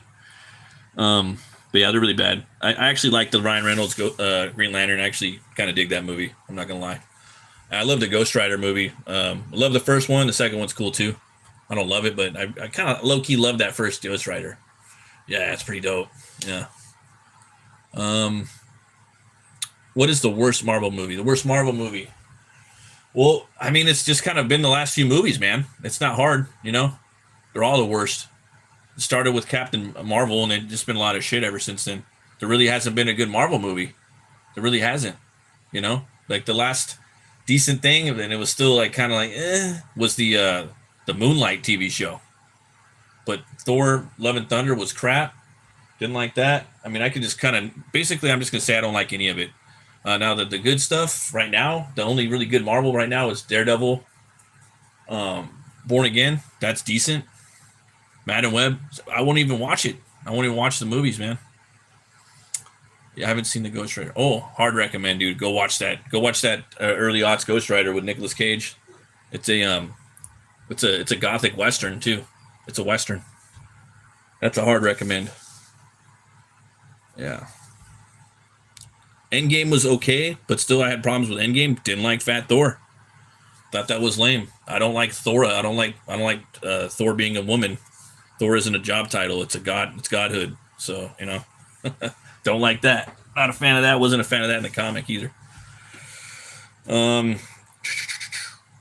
Yeah, I didn't like some of the dialogue that they used in the Thor movie, the Love and Thunder. I thought that was inappropriate. There's a lot of kids that watched that, and they used some really bad dialogue in there. I thought that was horrendous. Yeah, didn't watch She-Hulk. That was cringe as fuck. Thought it looked stupid. Didn't want. Just so many bad, horrible characters. Horrible. They wasted their money on too much woke diversity bullshit. Yeah, totally just squandered. You know. And they had time, man. They could have been making a Ghost Rider movie. They could have been making more Punisher stuff. They could have been making more Daredevil. They put Daredevil on the back burner. They made him like in a stupid propaganda piece for woke shit for what was it? She-Hulk. Horrible. They should have did something with Hulk. They should have made like a Planet Hulk movie. They should have just done something with that, or just Hulk's kind of tied up in some things right there. But Moon Knight, they should have made Moon Knight a movie. They should have made that a TV show. They should have just put more money into the budget. What's your favorite TMNT comic? I don't really have one. I mean, I like the first one, I guess. I'd say probably the first one that by Eastman and Laird. Probably that would be my favorite because of just how like underground stuff, it is. Real punky, real gritty. Yeah, I like that. I do like that. I like those black and white comics. That's why my next book right here, HELWÄR. You guys check that out. It's gonna be black and white. It's gonna be like the size of a metal record. If you guys want, sign up to my Substack, and you're gonna get a Substack tier. It's gonna knock $5 off the price. This book's gonna be 106 pages, black and white, size of a metal album. It's my Viking biker bounty hunter book, and it's action packed. It's rated M for mature for gore though, so if there's anybody younger watching, you're gonna have to probably wait till you're older to read this. Sorry guys, but yeah, it's pretty proud of it. Been working on it for 3 years. There's links in the description for signing up for HELWÄR, following it on Kickstarter, and yeah, it's metal as fuck. And everyone that signs up and backs to the first day is gonna get a trading card by me. The Last Ronin, yeah, I would say The Last Ronin would be my favorite, but I never read it. I have all 6 issues though, and I still haven't read them yet.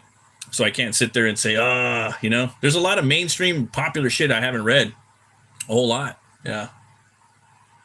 I've never read Berserk. I have the first issue of Berserk. That was the first manga I ever got. My homie Miguel bought it for me. Still never read it. But I know a lot of the influences. It was influenced by Fist of the North Star, the character a lot. The artist really was inspired by him, creator of Fist of the North Star. Yeah, there's a lot of books. I have that one. I read the sequel to it though. I was reading the sequel to The Last Ronin, and it started out okay, but I didn't like. It was like Casey Jones's daughter, and just I don't know. The turtles were kind of weird, so I stopped reading it. I didn't like the way that was going. Let's see here. The actor for John Wick was going to play Ghost Rider, but it got canceled because he's getting too old. See, mine is Last Ronin. I think he would be good as he would have been good as Silver Surfer, because he played this movie called Point Break called Johnny Utah, and he was a surfer in there, and just he kind of has the voice and the vibe of a Silver Surfer. Like he would be perfect for Silver Surfer. Keanu Reeves, no doubt. But yeah, there's countless Marvel characters they could have been making movies for.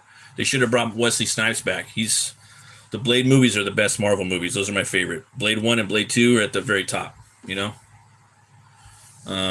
They should have worked out a deal with Universal to get the rights back to Hulk, because Hulk, they can't make a standalone Hulk movie. They have to get the rights from Universal. If you haven't noticed, Hulk always has to appear like in a team, They got the rights to She-Hulk. Yeah.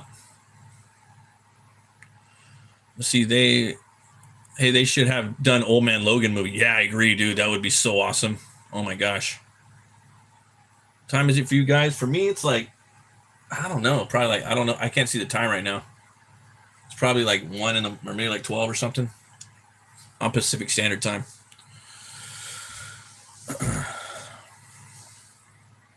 Shoot, yeah, Werewolf by Night movie would have been cool. They just did a stupid TV show. A Man Thing movie would have been cool. They just did like a stupid kind of thing on the TV. It seems like everything that should do is a joke to them. They don't take it serious.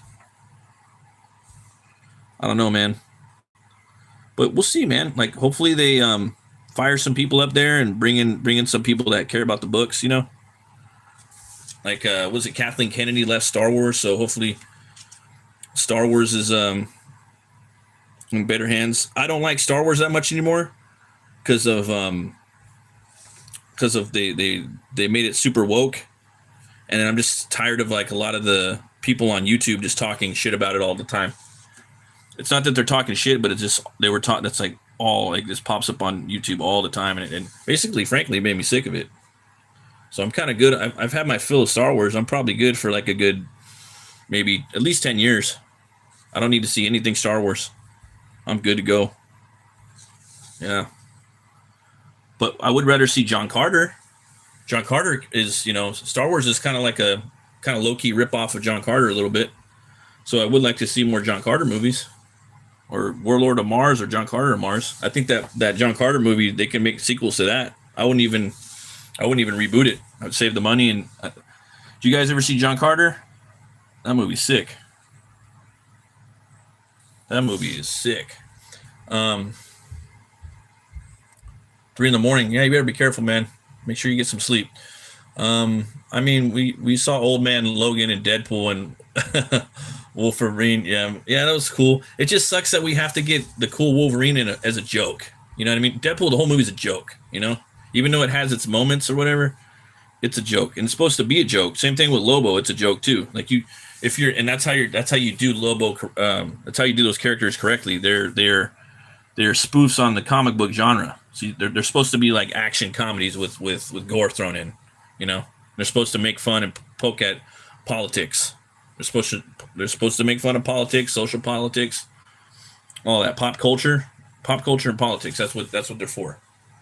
But yeah, it's just sad that it took that long to get him in a mask. Real sad. It's like, these are comic books, man. People.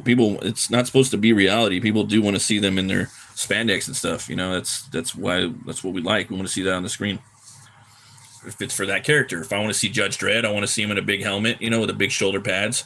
I don't want him to take his mask off. It just depends. Old Man Logan, yeah, I want to see that too, man. I want to see him taking on the Incredible Hulk and all of his inbred kids. That would be amazing. Mark Millar's an amazing writer. What about Battle Beast? Oh man, Invincible is pretty cool. All right, later, Braxton. Have a good one. Thanks for stopping by. What, 10 likes? Oh yeah, you guys are awesome. Hope you guys are having a happy Friday, man. It's Friday, guys. It is Friday.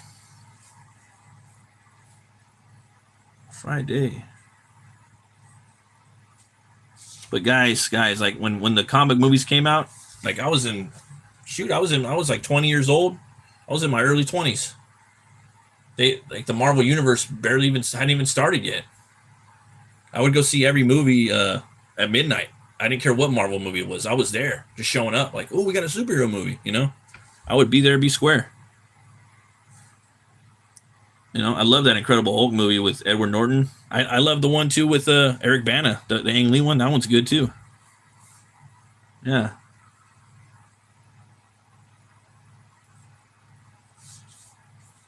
That's really cool too.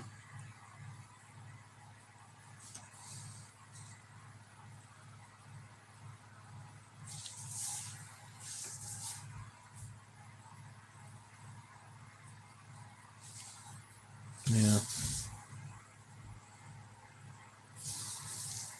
Let's see here.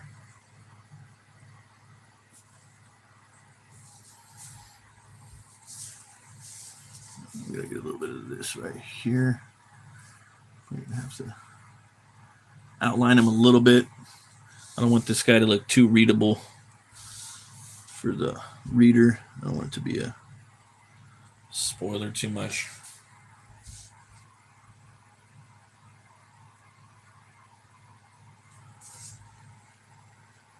What is your opinion on the Doomsday movie? I think it's a rushed project from what I see. Looks like they're just it's a cash grab. They're trying to wrangle up as many actors from any Marvel property that's came out before. My opinion is they're probably writing it on the fly. My opinion, it's a cash grab. And it's a cash grab for Robert Downey Jr. I don't think he's going to be that great in the movie either. But I could be. I hope I'm wrong because he's a phenomenal actor. I think he's horribly miscast as Doom. They should have gotten a million other actors that could have played him really good. I think it's horrible that he's Doom because he's already Tony Stark. So they're going to somehow Tony Stark the fuck out of that character. I know they are. They've done it in the comics. I have no desire really for that. And to be honest, I think that the populace probably is more excited for He-Man than they are for that. I mean, it's getting more views on the the trailer views. I'm excited to see Captain America come back. I am excited to see Doom in a movie. Hopefully, Robert Downey Jr. does do a good job. So if they, I think Doom's one of the coolest characters. He can have his own comic, or his own movie. He should have his own movie. I would have gotten like Hugo Weaving or Mads Mikkelsen or someone like that to play Doom. Or there's a million other actors. I would have gotten like an Eastern European actor. Maybe like Sacha Baron Cohen. He would have been pretty cool. He's a good Mephisto though. He's perfect as Mephisto also. But someone like that. Adam Driver. Adam Driver would be a good Doctor Doom. I would have hired him. He would have been fantastic. Fantastic. He's got the big baritone voice. He's kind of got the Vader. He's already been like a cosplay Vader, and Vader is just a cosplay Doctor Doom. Vader is just a cosplay Doctor Doom anyway. So it's kind of, he would have been good. It's, I don't know. Am I going to go watch it? Fuck yeah, I'm going to go watch it. I'm going to go watch it. It comes out like around Christmas time. So go watch that. Am I going to get let down? Probably. I suffer some fools sometimes. But there's something about going to see a Marvel movie on Christmas. It sounds fun, Hopefully it's good. We'll give it a shot, But I don't know, man. These guys, I don't know about these guys, man. I've lost all complete trust in Disney. In Disney, they're a bunch of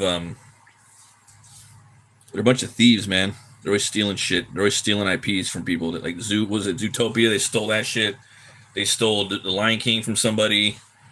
All of their fucking movies they bought from somewhere. Like all of the fairy tales they bought from the fucking, what is it? The Brothers Grimm estate or something like that. They bought Frozen from Hans Christian Andersen like 70 or like 80 years ago, and then they just sat on it. So I mean, yeah, that's a double-edged sword right there. Like, they're part of pop culture and Americana, and it's fun to take your kids there, but it's a dirty history, right? And that's something that we should know about. Are we going to spend money on their bullshit? Yeah. You can't copyright everything, or you can't boycott everything a lot of the time. You can, but it's like, after a while you're going to be boycotting Air. I boycott Air. It's just kind of hard. But that's it's a long-winded thought on that. I could go off on stuff. I don't like to. That's why I don't like to talk too much about that type of stuff, because they kind of, it wavers into politics. Like, everything's kind of connected to politics in some weird way now. It's weird, man. And propaganda and communism and all that shit. It's all kind of connected. The main villain of my comic book, that I can't tell you. Because it'll spoil it. I don't even have the main villains on my cover. I was gonna do it too because they're cover worthy, And I'm gonna have a back cover. I'm supposed to have an alternate cover, a variant by one of my favorite artists. But I did the layouts on that one. It's a jam piece. I did the layouts. He's doing the pencils and maybe the inks, or the final pencil-esque inks with a lot of detail, I think. So I'm really, really looking forward to that. But I didn't put the main villain on there either. I've teased him though, or I mean I've showed some stuff, but yeah, I don't want to. It's kind of spoilery, Sorry. Yeah. Yeah. But I might start teasing it out. I might start doing that, because you gotta kind of know, you know what I mean? I will say, Hell is a villain. I mean, Elnora, she's a villain. I mean, there's a few villains in the book. So yeah, you know what? I'll just say, yeah, Elnora is the main villain because she has his brother locked up in prison for probably about 1,000 years. Who helped you on making the comics? The comic I did it all myself. I have an editor, so it's going to be the editor's working on it right now. So he's going to look at it and see, you know, if there's anything I need to change or whatnot, take out, add. You know, I'm going to listen to him. That's the plan. If you guys can get an editor, like when you make comics, I recommend that.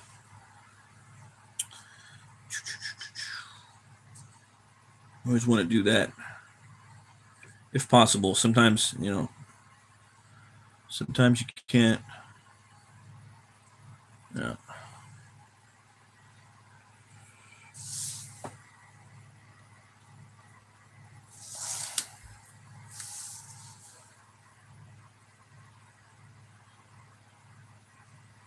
Oh yeah, there's a lot of villains in the book. The book's action packed, you know. A lot of it deals with like a biker. It's a biker comic, so you're gonna have like a, you know, road captain or what is it? The sergeant in arms, road captain. They have a whole biker like hierarchy, you know. So you're gonna see one of the biker gangs in there. Like the first third of the book, he's dealing with biker gangs.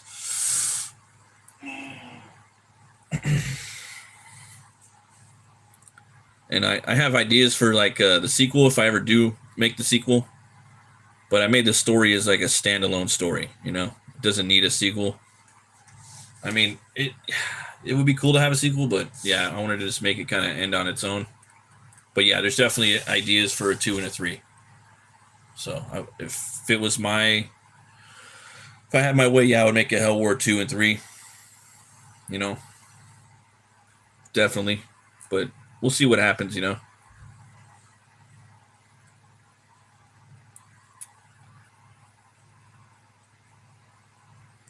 All right, so now, okay, kind of got enough of that for now, anyways. Let's see. Maybe I'll do some of this right here too.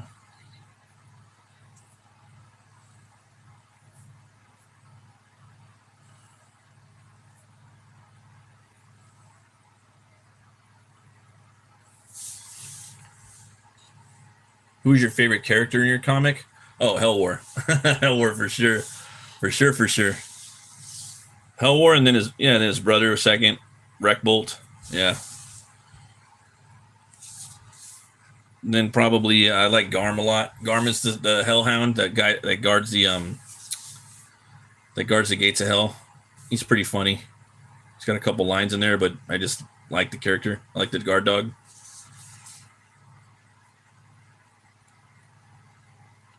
I know.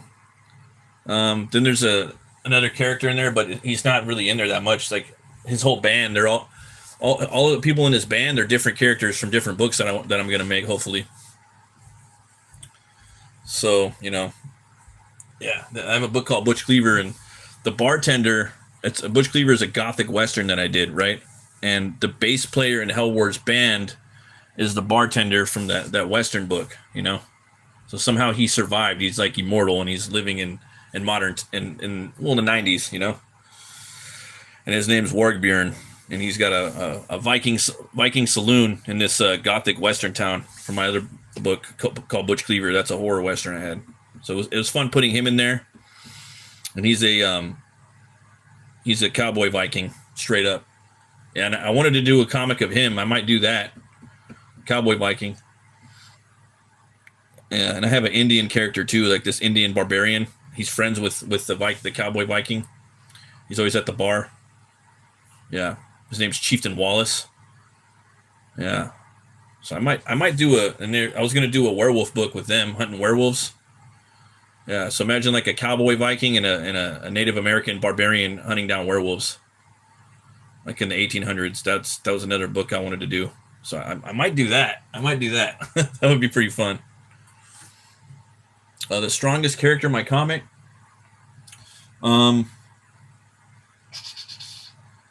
It's kind of like it's a toss up. It's the villain gets pretty strong in the book. He's pretty strong. But then so does HELWÄR, you know. I don't want to spoil too much.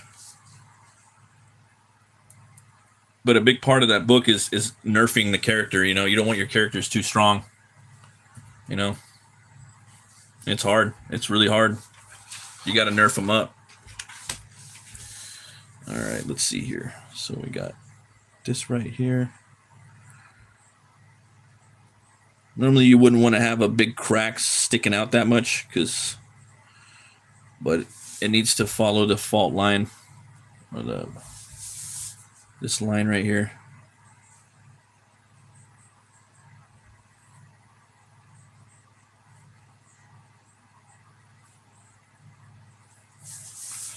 There we go. All right. We can connect the dots with this.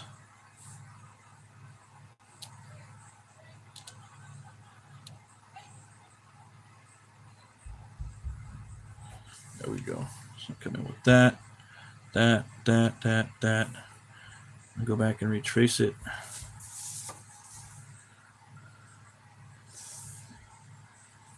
But yeah, HELWÄR is pretty strong, man. HELWÄR is pretty strong. He gets his ass beat a lot though.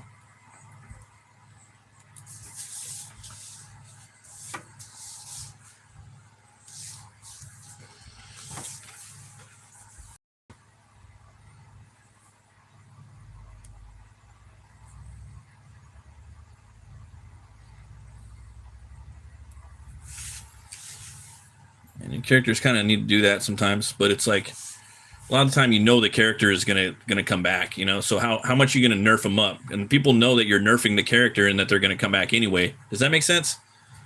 Like people want to see the character win ultimately in the end, but they also want them to get nerfed up. But they also know that you got to nerf them up, and they also know that you're gonna nerf them up because they, you know what I mean? It's like it's a weird thing, especially if you're doing like a Hulk type Thor character, you know. So at the same time, it's like you both, the reader and the creator, know that the character is gonna kick ass all the time, you know. And then if you just murder your character off, people aren't gonna like that either. They're like, what the fuck? Because there's really no connective, social redeeming value tissue to that. It's kind of a double-edged sword in a way. But it's a fine line you gotta walk. You gotta have fun, you know. Like Conan, he always gets his ass beat, but he comes back in the end, you know. But sometimes, you know, he might get his ear. One of the times he almost got his ear ripped off, and I thought, like, dude, he's gonna die. He's not coming back, you know. And one of the stories, they crucified him, and a buzzard was eating him. And he bites the buzzard, you know. He comes back.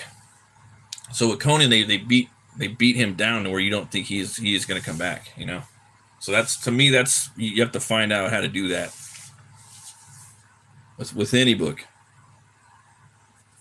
you have to make it seem like you know in your soul they're going to come back, but you know you're thinking like, damn, there's no possible way this character is ever coming back from this. Are you comics black and white or color? They're going to be, this one's going to be black and white. Yeah, probably the next few books I do are going to be black and white. Yep. I'm thinking about doing a digital comic though with color, possibly. It's just coloring takes so long, man. It takes too long, so. But I do like the way just like flat colors look, like old school, like 70s, 80s, early 90s books. I think they look good with like tones and, you know, just maybe 5 or 6 colors or something like that. I think that looks dope. Just minimal coloring. So I might try to work with that a little bit, just do some flats. It just got to make sense. It's got to pop. There's this Halloween book I've been thinking about doing. It's kind of an all ages one. But it's got to be cool, man. You know, kids aren't stupid. They're not idiots. You know, and if they feel like you're feeding them some cheesy shit, they're not going to want to read it. So it can't be too safe, even if it is PG-13. It's got to be pretty badass and scary. So I'm trying to work on. I might be doing something with that. It's like a Halloween style book. Halloween action adventure, badass. Very Americana vibes. But yeah, I'm trying not to, I don't know. I used to come up with ideas pretty quick, but I don't know. I still, I guess I can. I try not to think of too much stuff because I have a bunch of books I want to make. So it's like the moment I start thinking of more, I feel like I have to make that book. So I have ideas that are like 12 years old that I still haven't got to yet. But some of those ideas are maybe other people have done them, you know. So I might be like, yeah, I don't want to do that now, you know. Some of them are just kind of characters out of history, and I feel like, yeah, I might want to do my own character, my own world or something, you know. That's why it's completely me. But yeah, I got this idea for a vigilante book, you know. Really wanted, yeah, it's like very kind of. I wanted to do something that's kind of like an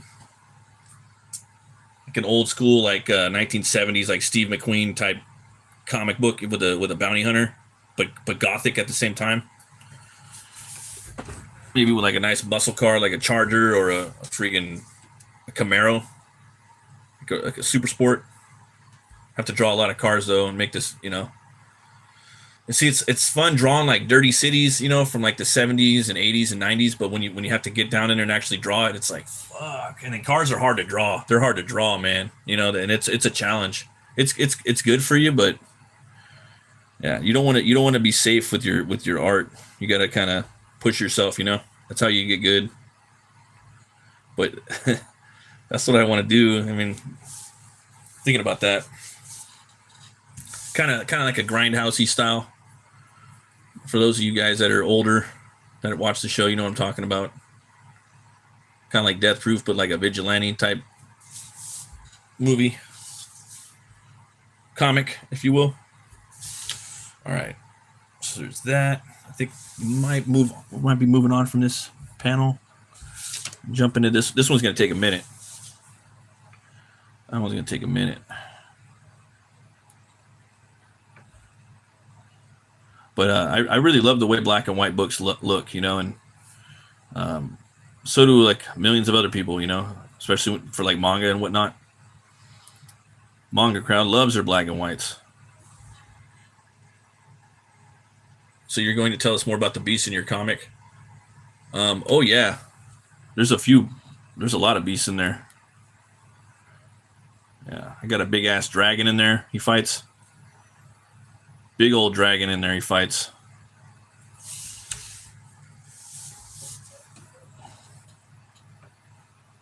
But there's also some stuff I'm going to leave mysterious too, you know. So if like there's a second book, I might leave that in there. I might not want to answer everything, you know. Because sometimes the more you give people, the less interesting the character is, you know. I don't. Yeah, it's like with my books now. I don't want to say everything. I think it takes the fun out of it, you know. You look at like the Joker or like Wolverine, you know. There we go. These characters that last, the less you know, it makes them interesting, you know. I think really does.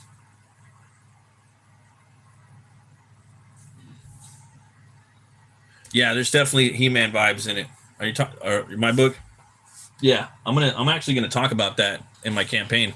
I have some ideas that I'm gonna do with my campaign and my updates. I'm gonna talk about a lot of the influences in it. I'm gonna show it. Yeah, He-Man for sure, Thor for sure, and Lobo, and the Incredible Hulk. Those are like the main influences right there. For sure. And it's a comic book, man. It's not you know, it's just a fun comic, bro. That's all I really want people to have fun with it, you know. Has a little heart to it. A little bit of heart to it too. Not much, but a little bit.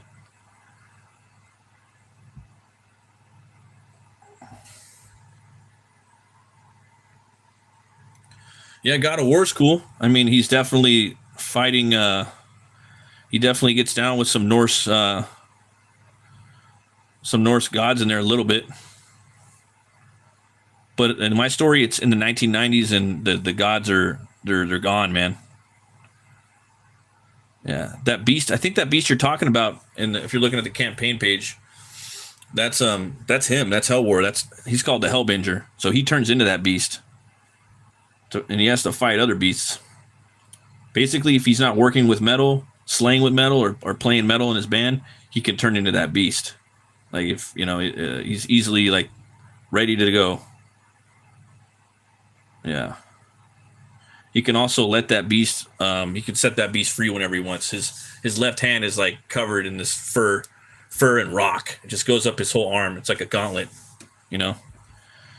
And it's part of his curse, part of, you know, what's happened to him. But if he unbuckles that rune gauntlet, his arm will grow massive. It'll get really big, and he's got this super left arm that's huge as all get out, you know. And then from that point, he can fully transform into the Hellbinger if he wants to at any point. But the problem is, once the Hellbinger kind of, he doesn't really control the Hellbinger, really, you know. And if he's not dealing with like a threat, that thing can just start snapping on anything in its vicinity, you know. But you're not gonna really know that, and you're not gonna really see that too much in this one, because he's gonna have his hands full, so you wouldn't really see the effects of the Hellbinger, you know.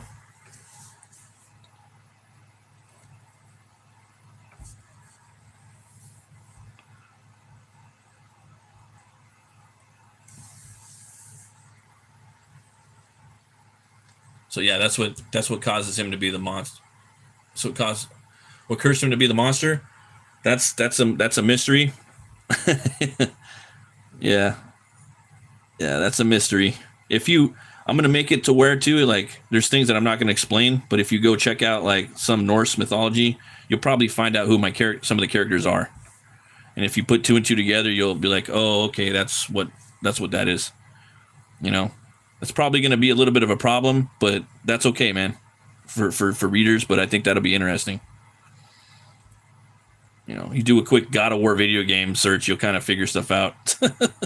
Most people kind of know now, especially with like Thor and Odin and, you know, the Marvel stuff, you know.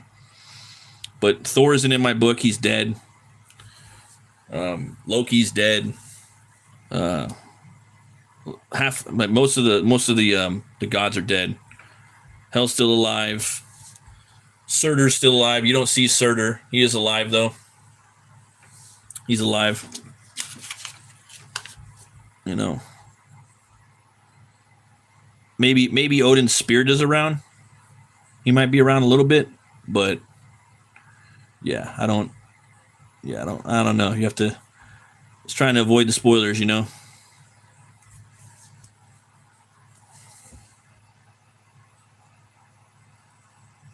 A lot of stuff's been done already, so it's kind of hard to really do it, you know. Originally.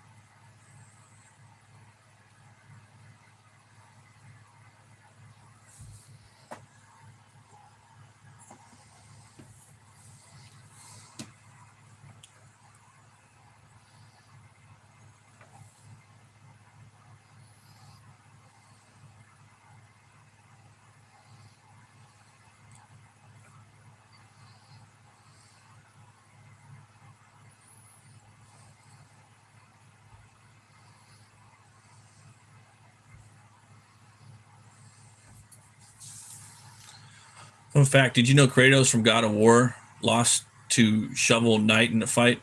No, I didn't know that. That's crazy.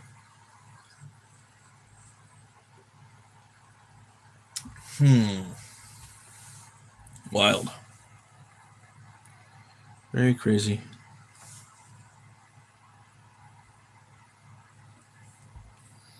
Let's see here.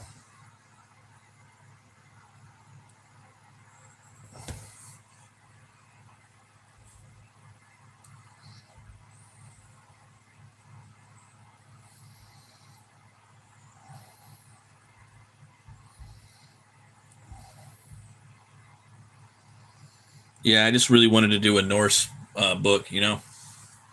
What's canon, huh? Yeah, I really like the Norse myths, and really wanted to do that. I like the Greek myths too. If I had my way, I would have moved to Norway for like 5 years and worked on the book. Same thing with Greece myth. Like, I would move to Greece and write Greek myth comics. You know, I don't give a fuck. Thor died fighting the world serpent. I talk about that a little bit.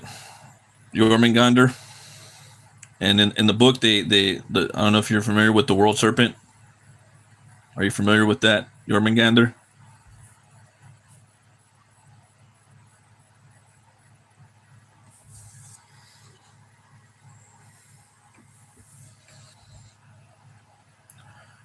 In my book, everything that happened in Ragnarok, like in the sagas. Yeah, so his that's how he died. And his Jormungandr's his corpse fell to the earth in Norway in my story. And his corpse is it's like a spinal column, right? And there's a bunch of elves. They built a town inside of his corpse, inside of the spine, inside of the rib cage. So there's a whole town. It's like a one street town. There's towns like that where there's just the whole town's on a street. So there's a bunch of black elves that live there, and it's in Norway. You know, and I have a whole like explanation of my 9 realms. They're different than I've seen. The world tree is different in my book than anywhere I've seen. Loki died with his I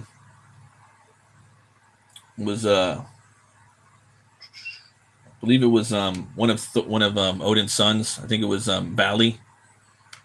I think he died. I think he pulled his guts out or something like that. He died on a rock. It was him and another god. I forgot who it was. Might have been Thor's brother.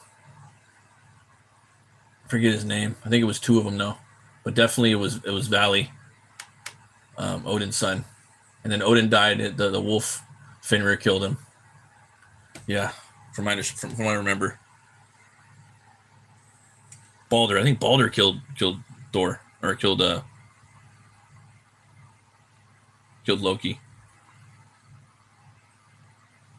Yeah, I don't remember off the top of my head.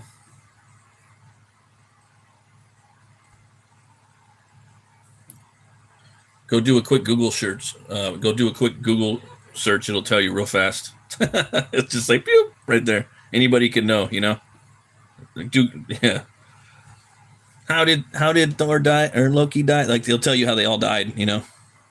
That's why I figured if I put that in the story, you guys could kind of figure out who's who and what's what, you know. And maybe it is, maybe it isn't. That type of thing.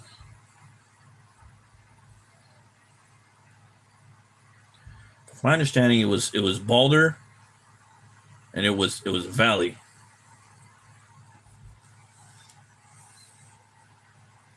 And then Tyr got his arm bit off by Fenrir, god of war. Like, damn, he got fucked up. He got his arm bit off by Fenrir. And Fenrir was chained up and underneath Asgard, just sitting down there, and that's Loki's son. And Hel is also Loki's daughter, my understanding. And Loki's not even a god. He's a frost giant that's allowed to live with the gods. And he's the one that brings forth Ragnarok. It's the fucker Loki. It's all his fault. It's all his fault. Is there biblioteca characters in the same universe? Do you mean like from the Judeo-Christian Bible? Is that what you're talking about?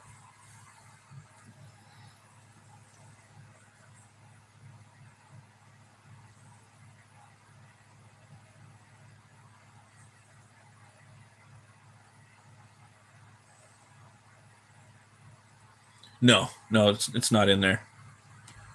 No, I was going to do something like that at one point, but I won't. I think one IP that did a good job of marrying the two influences together was a was a video game. And that video game is called Darksiders 2. It has the 4 horsemen of the apocalypse in there. And I think they did a good job of putting together Norse, kind of Norse mythology and also Judeo-Christianity vibes, but not really set down in the second game. That's pretty cool.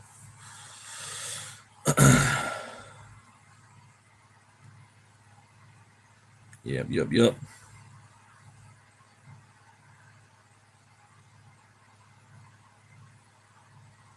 Yeah, don't be sorry, man. It's all good. Never be sorry. Never apologize either. Fuck that. That's all good in the hood. It's all gravy. But yeah, my book, it doesn't have a lot of dialogue in it either. The HELWÄR, he's very stoic. He doesn't talk a lot. He's not like Lobo or Thor. He talks even less than they do. He's there to just do a job and boom. His brother doesn't talk a lot either. Is Kratos in my comic? No, I wouldn't put Kratos in there. No.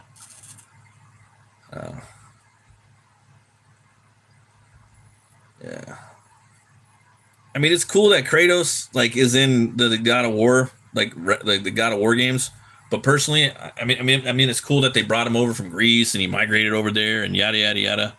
But to be honest with you, if I made the new God of War game, I would not have Kratos in there. It would have been a different character. I would have made a different character altogether. I would have a Norse character. Yeah, I might have even just made it Tyr. Tyr would have been God of War in the new game. There would be no Kratos. Kratos would have died in Greece, and he wouldn't have migrated all the fuck up to Scandinavia. That's what I would have done. I would have designed a new character too. He wouldn't have been the bald, bearded, like, really? Like, yeah, no, I would have made a new character, brand new spanking character. Yeah, that's just my opinion. Ultimately, it makes him like an OP badass that he killed all these pantheons. But for me, it's just like, let's switch it up. Let's make some new characters. Kratos could stay in Greece. Let's make a new character over here, or just take an actual god from one of the pantheons and make them the hero. All right, they don't have to make a new character. So how did half the gods die? Well, about half of them died, in fighting. It was a big battle, Yeah.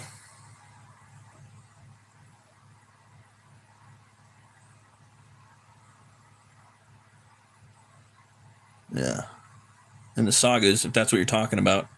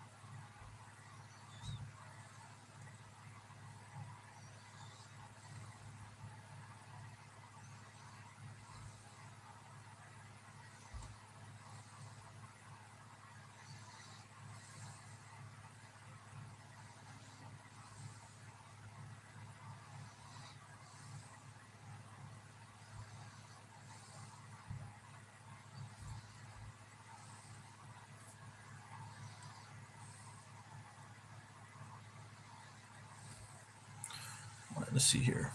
Yeah, it was a war. It was an epic battle, man. Yeah. Epic battle. 100%.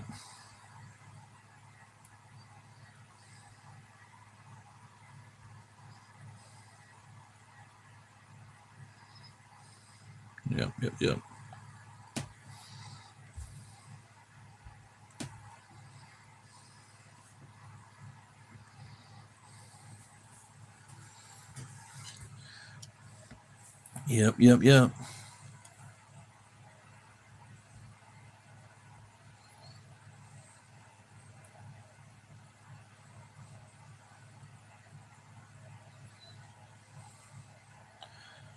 Yeah, you could have made a different character in the God of War game, and it wouldn't have fucking mattered. People would have ate it up, guaranteed. Guaranteed. I would have had Kratos be like one of the bad guys in there too. I think that would have been awesome. He would have just been in a supporting character, probably working with like the Norse gods. You know, maybe he was trying to take over or something, and maybe Kratos came in and killed a bunch of the gods. You know, in Scandinavia, as he took over Greece, and so he migrated up there to do that, and then make, you know, I would have made Kratos the bad guy. He would have been, if not the main bad guy, he would have been one of them. I think that would have been a better storyline. Then you could have designed a brand new Viking dude, you know, more. Yeah, it would have been way better, dude. I'm sorry. Let's see. It just makes him too OP. Like, what's he gonna do now? Is he gonna go over to Egypt and kill all them, and he's gonna go everywhere? You know, he's gonna go over to all the Mohicans and take them out. You're gonna go to China. I don't know. You're gonna have to switch it up a bit. And then if they just like make his son do it, it's just like, I don't know, man. You gotta switch it up. Let's see here. Who would I make the main character then? Oh yeah, that's what I said. I would make it an actual god. You know, an actual Viking person even. It wouldn't be the Greek dude, you know, that killed all the Greek gods. I would have had an actual Viking in there. He would be the new god of war. Or I would have Tyr, the actual god of war from Scandinavia. And I would have had Kratos go up to fight, kill a bunch of gods, and make him the bad guy. That would have been that's what I would have done. Personally, that's what I would have done.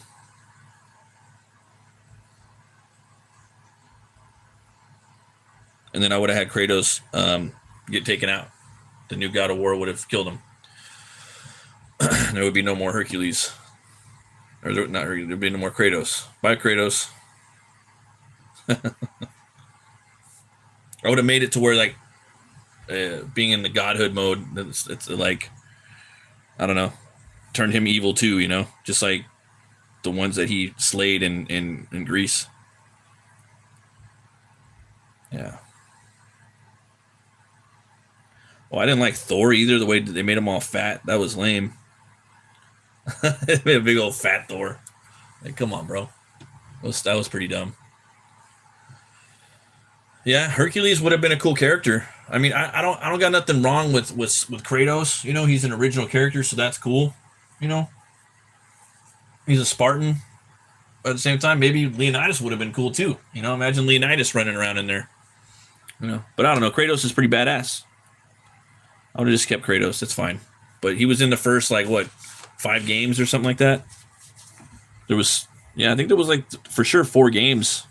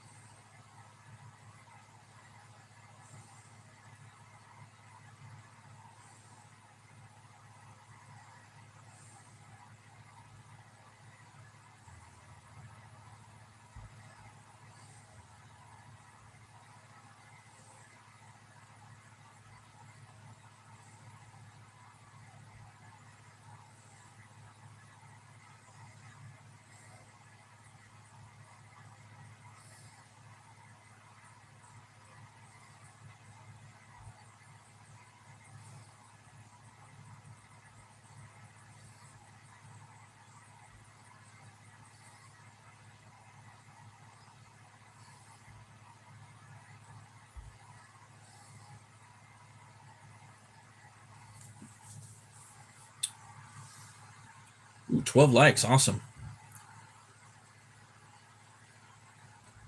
Next stream, guys, I'm going to be doing, can you show us the full page at the end? Oh, yeah. Do you mean the full page of this right here? I can even show you some right now if you want.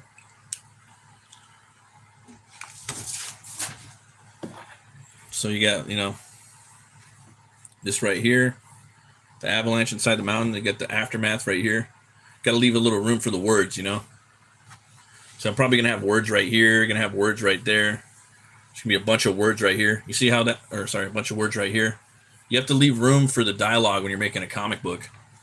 You know, I can put a ton of words right there. Look at that. There's tons of room right there, but you have to draw it. Okay, you have to draw it. There'll probably be some words right there, and there'll probably be some maybe or maybe not. There might be words right there. You want to leave some room for that in the comics, but you want to draw it though, because it doesn't feel organic when you're laying the words in there. So it has to be a full picture, you know. And at the end, you know, you'll have a work of art you could sell to somebody. You know what I mean? A finished comic book page. I love comic book pages. I think they look so cool. But Kratos, yeah, he's freaking badass, dude. Don't get me wrong. Love me some Kratos. I love the God of War games. And to be honest, HELWÄR, my character, he's a lot like Kratos. He's not part of the. You know, he may or may not be part of the pantheon. He may or may not be a Norse god. You know, he's definitely fighting them though. He's definitely going around. See, the thing is, you could, with my HELWÄR book, you could go back and make thousands of HELWÄR stories, because he's been literally hunting down bounties for Helnora for hundreds of years. You know, you can make prequel stories. I wanted to make him kind of like Hellboy. You know, like with Hellboy, you can go back. You could kill Hellboy, and you could still go back and make, you know, prequels about him. You know what I mean? And I wanted to do that with HELWÄR. That was the idea behind that. Like I could hire someone to come in and write a story. They could do whatever they want. I could say, here's the guardrails. The guide rails, go make a cool story. You know, make them fighting some dwarves, make them fighting some frost giants, have them fight a polar bear. You know, I don't know. Yeah. Show me the origin, like show me Ragnarok. Do a Ragnarok story where you show the whole battle. Like there's a lot of way to play around in there, and it's history, because it's the sagas, you know, but it's also, you could be a little loose with it. But for me, the interesting thing was, because it hasn't been written, is post Ragnarok, and then my story is very like a metal story about, you know, metal bands and things like that. Kind of want to lead into that. Also, the biker culture. It's fun. I like the idea of like dead Vikings becoming bikers. I think that's really cool. My favorite God of War game? I probably like the third one. I like that one a lot. God of War 3. And I also like but they're both really cool. Yeah, that first game was really impactful. You know, just seeing what's his name? Like him kill the God of War in the first game. The big spider one. Hades or whatever. Or not Hades, Ares. But then I like the second one too. Like they respect just the whole like pop culture zeitgeist of Greek myth. You know, like they had Kevin Sorbo that played Hercules. He did the voice of him. They had Harry Hamlin that played Perseus. He voiced Perseus from Clash of the Titans in the game. I thought that was brilliant. You know, and them just paying homage. You know, I love those games. Very sword and sorcery too. Very, very Robert E. Howard. They're very much Conan-esque. Those first games. The second ones they weren't. They're very politically correct. That's another thing I don't like about the new God of War shit. Very politically correct. And they race swap a lot of the Norse gods. You know, I think some of them are black. Like that doesn't make sense. Does not make sense. It'd be like if there was a white African god. Like this does not make sense. I don't buy that. I'm sorry. Yeah, it's just dumb. I think they think people are retarded. Yeah. Or God of War 3, they go to Egypt and you got a bunch of white people there, or you go to, you know, God of War 3 is in Mexico or in Azteca, or it's a Mayan game or China, you know, and you got white dudes in there. No, it doesn't make sense. I'm sorry. Gotta respect cultures. Yeah. Nope. And then they made, like Hulk, or not Hulk, Thor. They made him a big old fat dude. I didn't like the design of Odin either. He looked pretty lame. I never got to that part in the game. I stopped playing the God of War game because I it was either that or comics. But it was fun. The first Viking one they did. I thought it was okay. But I saw what they were doing with Ragnarok. I was like, ugh. No. Stupid. Fucking just pandering. It's just ridiculous.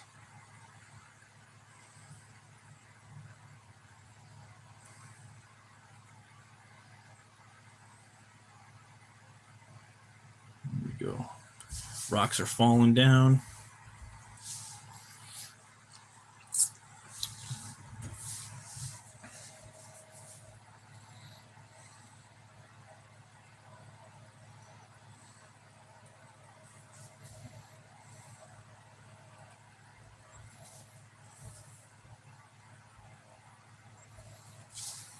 Okay.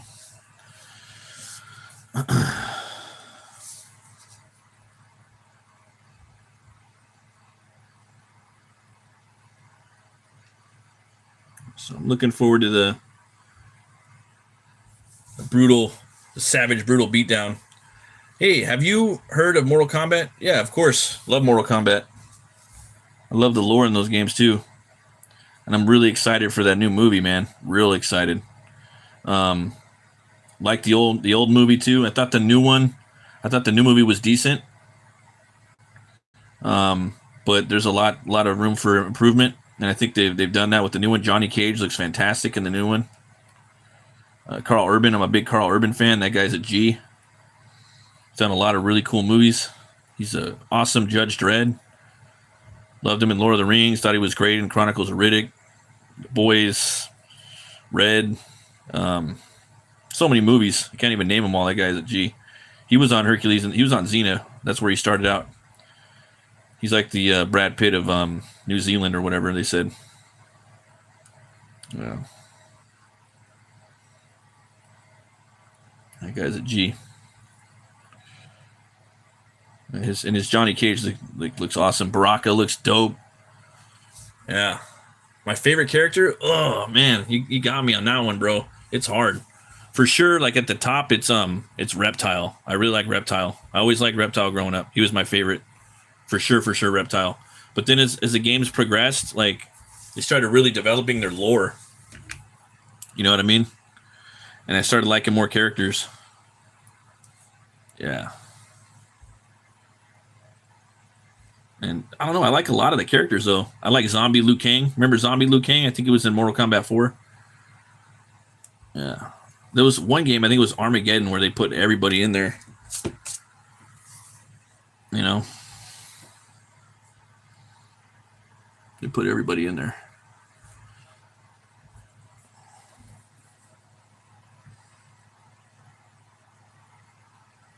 Yeah, I like Baraka. I thought he was fucking dope.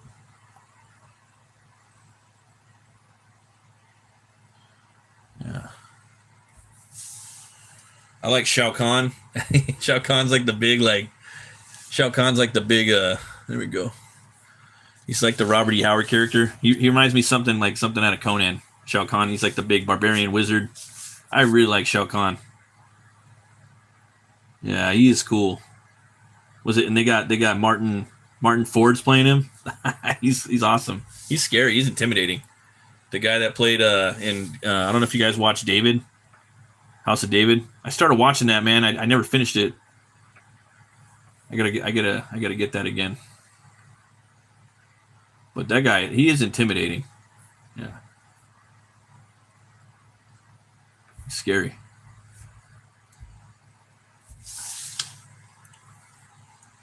Oh, I was gonna say too, I got a character that's pretty cool. His name's Toxic Mask. He's a lot like Conan, or a lot like He-Man. Like he's from another planet with like dinosaurs and shit, you know. He's in my character HELWÄR's band. He's the drummer. But he's got a lot of like weapons and stuff.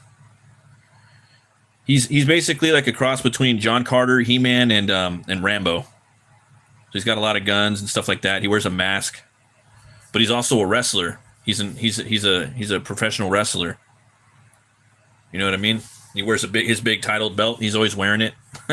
he wears like camo cargo pants and combat boots. He's got a mask on all the time. Yeah, I had a story for him, and then I got a pretty good origin for him too. It just kind of came to me. So I might, and he's a really like 90s kind of image type character, you know. So I might do a story with him. I think that could be that might be able to work out with dinosaurs and wrestling and where he came from. Yeah, I think it could be just really over the top 90s fun, you know, kind of like an image book, something like that.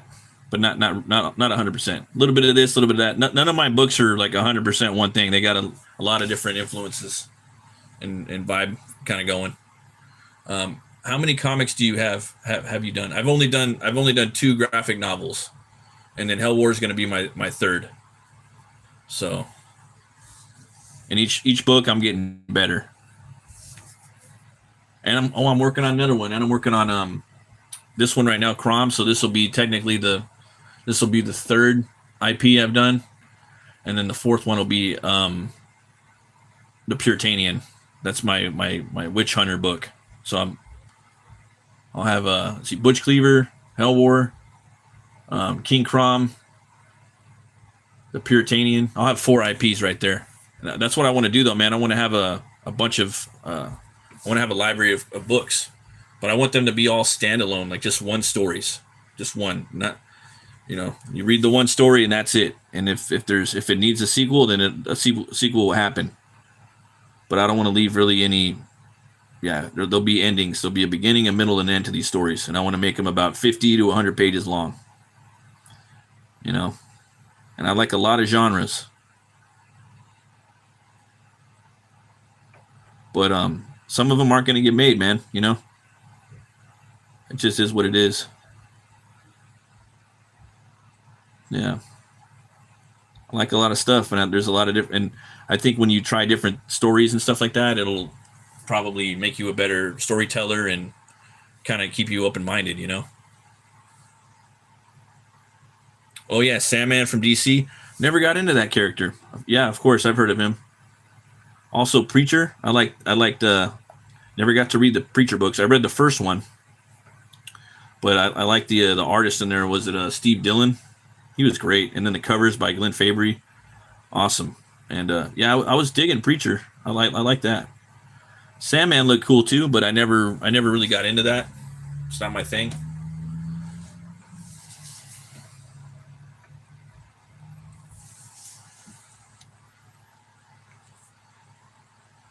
Yeah.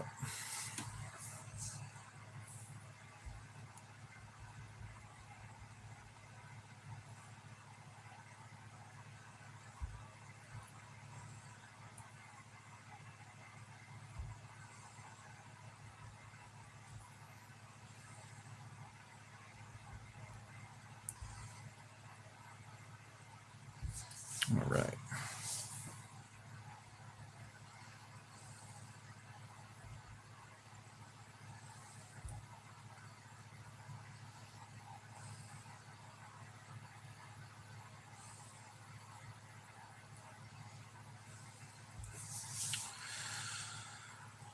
Yep. Never watched the TV show either. It just wasn't. Yeah, it didn't really stick out to me. But I would watch it, or I would read the books. I'm not really interested in the show though, to be honest.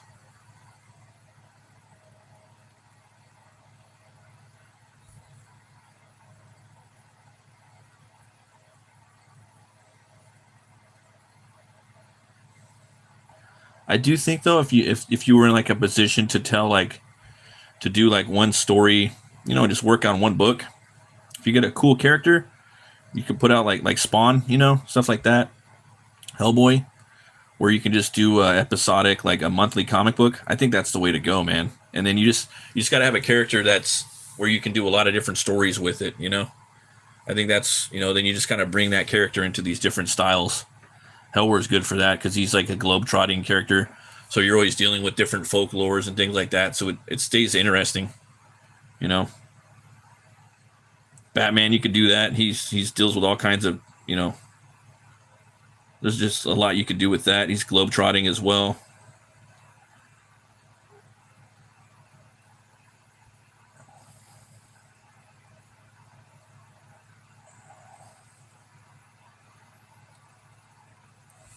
Yeah, I learned that from the creator of Hellboy. You know, that's what he says. He's like, I could draw like a beautiful picture of this and that. You know, and then it could be anything I want. And then I put Hellboy in it, and now it's a Hellboy thing, and it's even worth more money. It's like, said something like that. I said, oh, that's pretty smart. Yeah. Hey, are there giants in your comic? No, I mean, technically, like Jotun from Jotunheim. No, they're not in there. There's a little bit of a. There's a picture of him. There's one panel of him fighting a giant. It's like a kind of like a montage scene where explains some of his origin. I don't go into all of his origin, but a little bit of Hell Wars. So technically, yeah, there's a giant, but he mostly fights like things he fights like kaijus, if that makes sense. So there's a giant dog in there, Yarm, the guard of Helheim. Yeah. There's that, and then there's like big like hulkish type Draugr, you know, that he fights, that are part of the biker gang. You know, those guys are huge. They're like probably like 8 feet tall. You know, but I wouldn't consider them giants. Yeah. Yeah, giants. That's a tough thing to crack too, because Marvel is just kind of really, they've done some good designs with the giants over on the Thor books. Yeah. Same thing with Walt Simonson. He's got his own Norse book. Did you say you were born in the 80s too, Lord Ndinganga? Were you born in the 80s too? Seems like you know a lot of 80s stuff. Or you? I think you said you were into it, I guess. Yeah, I think that's what it was.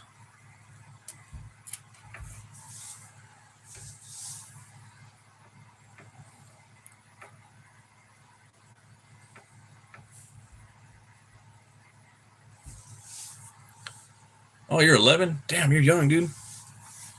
You're watching all kinds of crazy stuff.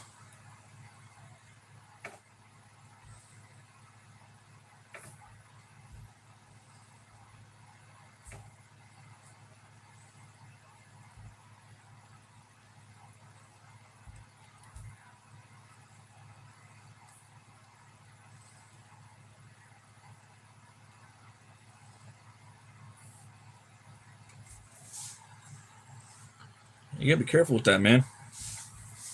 You be watching all that stuff.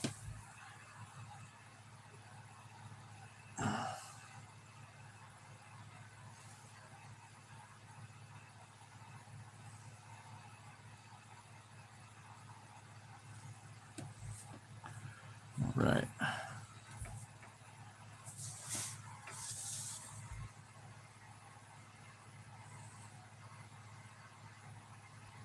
Yeah, watch out for the ultra-violent stuff, man. I think I'm not drawing. Oh, I guess I am kind of drawing some pretty brutal stuff. Nothing you haven't seen, I guess. What you were talking about.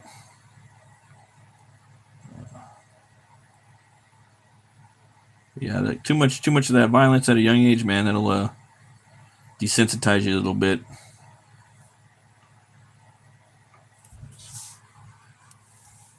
Gotta have the yeah, limits.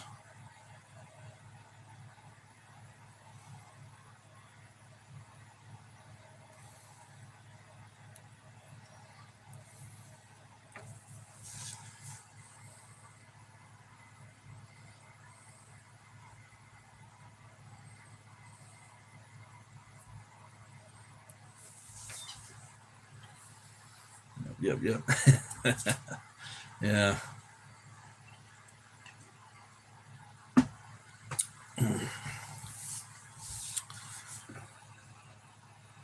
Crazy. Yeah, put not for kids, you know. The kids always find a way into the show, though.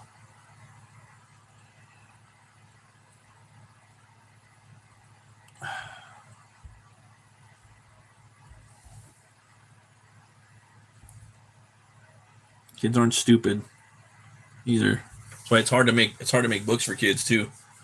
Like your He-Mans and your freaking Ninja Turtles. You gotta find stuff that is cool for both. Like everyone's excited for He-Man. Like everyone that's like 40,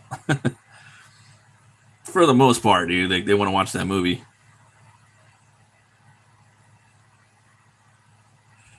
Yeah, and then the kids nowadays are kind of like, I don't know. I've never even watched. I don't know what that is. Trying to get my kid to watch that. The 2000 show.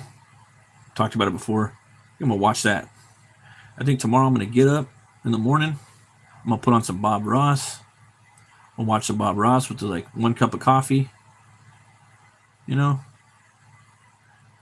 gonna make some bacon. I'm gonna listen to some metal. Make some bacon for the fam. Maybe some waffles. And then I'm gonna watch some He-Man with my son. Watch some that Cartoon Network show. And then we might watch a little of that Thundar that some person was talking earlier.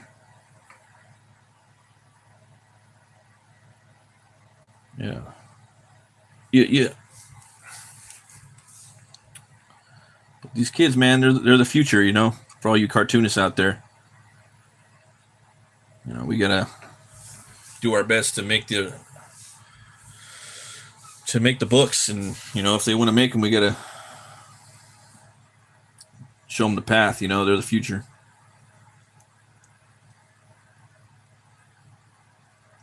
All the while, we're still learning ourselves. At least I know I am.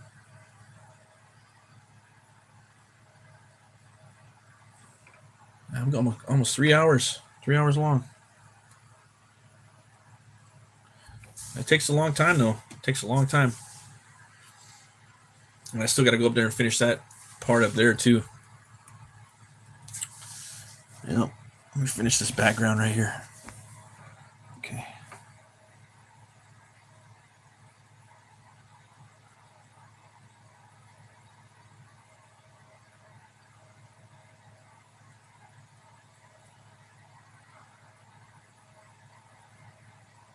I slept in today. Oh, man. Never do that. The wife let me sleep in. I woke up with a headache. I don't like sleeping more than 6 hours. I think I slept like 7 hours. She's like, "You needed it." I'm like, "Yeah, I probably did. I've been sleeping for 4 hours for like a year or something like that." But yeah, I'm gonna try to put the sleeping in the schedule.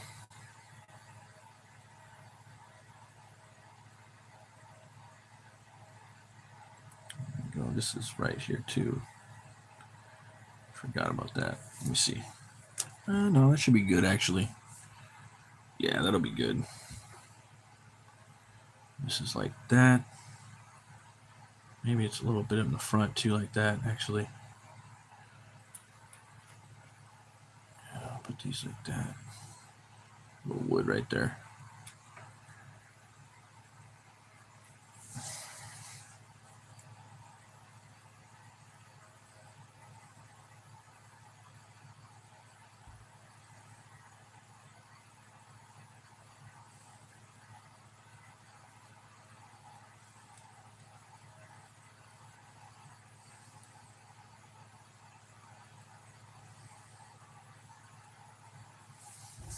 These guys are kind of in the background or in shadow, so can't see too much.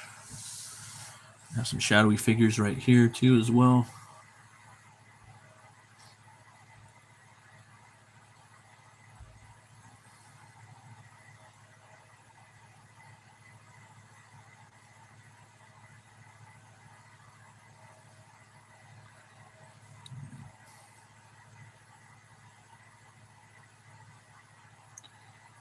The porcupine people right here.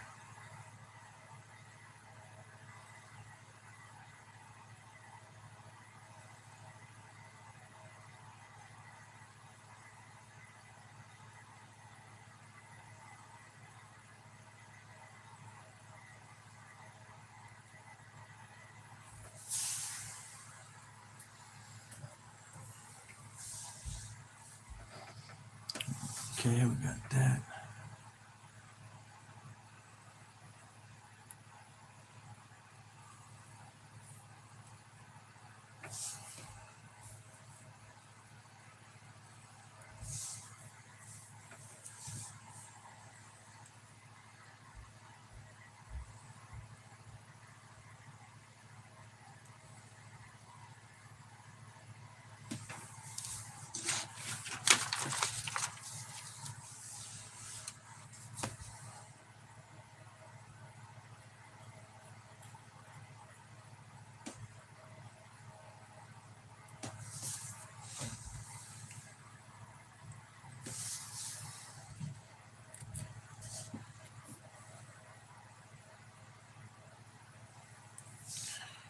Make these pop out a little more. They got to be front and center. They're falling down. We got 2 of you guys watching right now. Thanks for stopping by, guys. Appreciate it. You guys are doing good on this. There we go. 3 of you guys watching now. It's Friday morning. I'm going for a few hours now. Working on this comic book page. Yeah.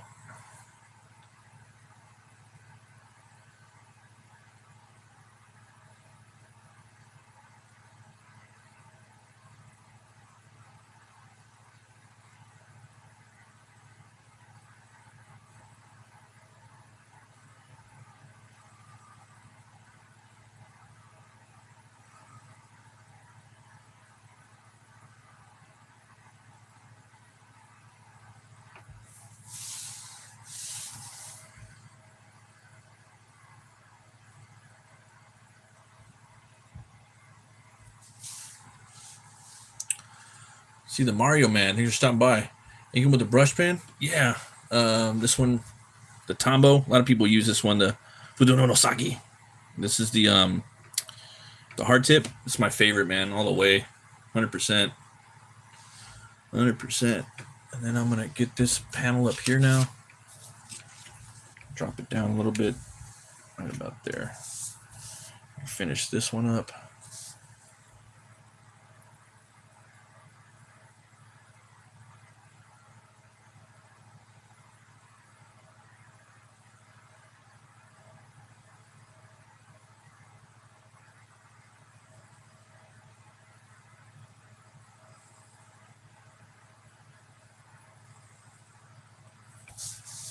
Kind of going with that same uniform for these guys. Okay, not too much detail on this.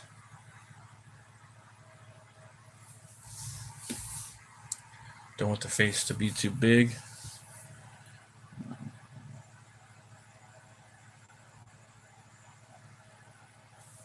There we go.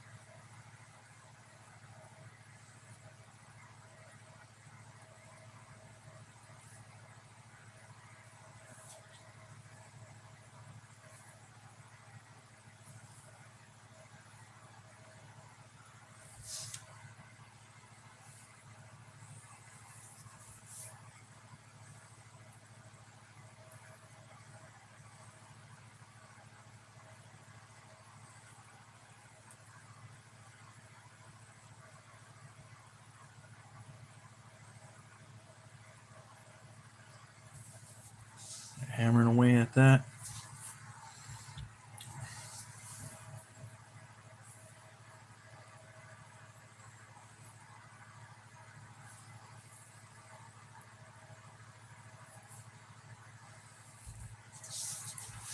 Right.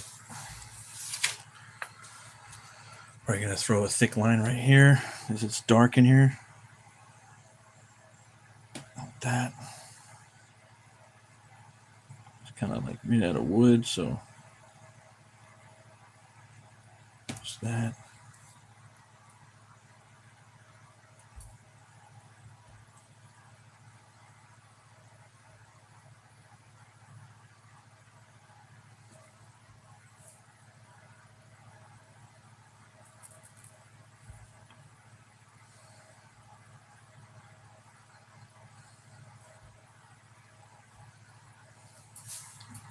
All right, I'm gonna move in on this one right here.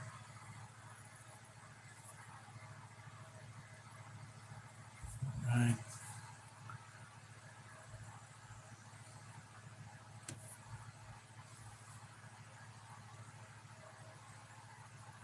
Go made out of wood, and then right here, probably gonna because there's sunlight coming in through here.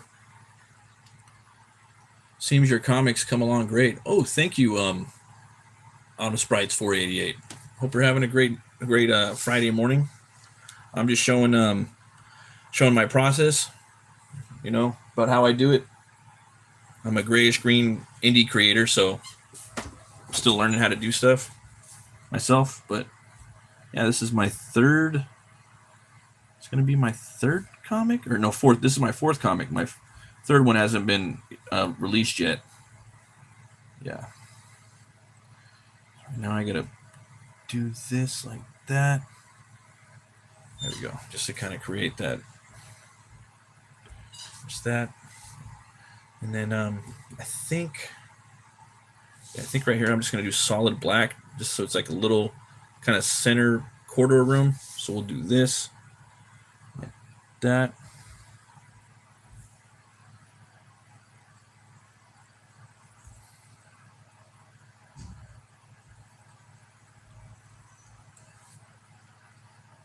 Just like that, a little something.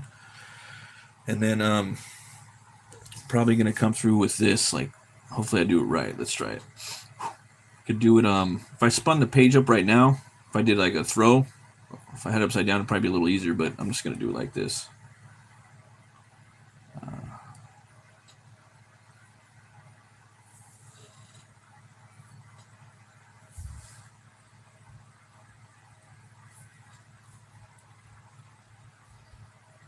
There we go. And then I'll probably make this black right here. Like that. And yeah. And once I erase it, it might look a little cooler. And I'm going to do a little bit of this, just so you see the exit. Now, from looking back here, it doesn't look that good. So I'm going to add a little more black to it right here. It's not really what I'm looking for, but I don't want it to be perfect. I want a little bit of just kind of ruggedness to it like that. And then just right, maybe a little that, 2, 3, a little bit of that. And then maybe I might come up with a little black right here. Wait. Maybe just like that right there. Nothing too crazy. All right. Mario, man, 2%. I like the way your panels are laid out, the readability. Oh, okay, good. Yeah, I'm trying to make them like that at least. They're kind of basic. They have like the same, just a full-on shot. I mean, this is a worm's eye view. I really like worm eye views. I don't know. I need to do more of those. This is a worm. This is just like a straight-on. This one's almost a bird's eye. It's like a mid bird's eye, but still they're basic bitch panels. And then this one right here is kind of a bird's eye because he's up here like in the nest looking down at the village. So they're all kind of the same, This is just a regular perspective, first point. Another bird's eye because I wanted to get down on the ground to see the aftermath. This is a up close zoom in, and then this one's another. So they're all the same pretty much. They're all kind of the same, But yeah, hopefully it reads. But I mean, like the basic thing like that. I mean, people kind of fall back on that, I know I do, and I'm not, I'm still learning. So my main thing is just telling the story the best way I can, so I can deliver the story to you guys, because it could be hard, just trying to tell the stories so it's coherent. You know what I mean? Let's see. How did you get so good at drawing? I mean, I don't think I'm not so good, man. But I just draw all the time now. Like I've been drawing since I was 3 years old. I took breaks, 5-year breaks here and there throughout my life. But since 2014, I'd say 2014, I've been trying pretty hard. And then in the last years, I got really aggressive with it. Yeah. So that's 12 years, you know, pretty aggressive. Better basic and readable than super busy and hard to make out before the text gets added. Some professionally made comics from the big two have the issue, surprisingly. Yeah, I know, man. I agree. I agree 100%. You know, the main thing is the story, right? And like for me, I like I don't know, man. I just like I'm really like right now I'm really influenced by like John Buscema. You know, I really like Savage Sword of Conan. Whenever I can get my hand on the Savage Sword books, man, I just love his style. And just I've said it before, like I grew up reading like how to draw comics the Marvel way. So I've been, you know, looking at that sometimes. I haven't looked at the book in a few years, though. I have it out in the garage. I've had it so many years. But yeah, I mean, I think his style is dope. Not that I can capture that, but let's see, there's that. Probably make this black right here. Let's see. Try to make it a little more, and then I'm gonna erase it. And then I like throwing a couple. Sorry guys, I keep doing stupid. I like throwing a couple of the perspective lines in there just to kind of focus the eye. I'm not gonna throw them all in there, but just a little, you know, just a little bit. Let me get in there real quick. All right, just a little.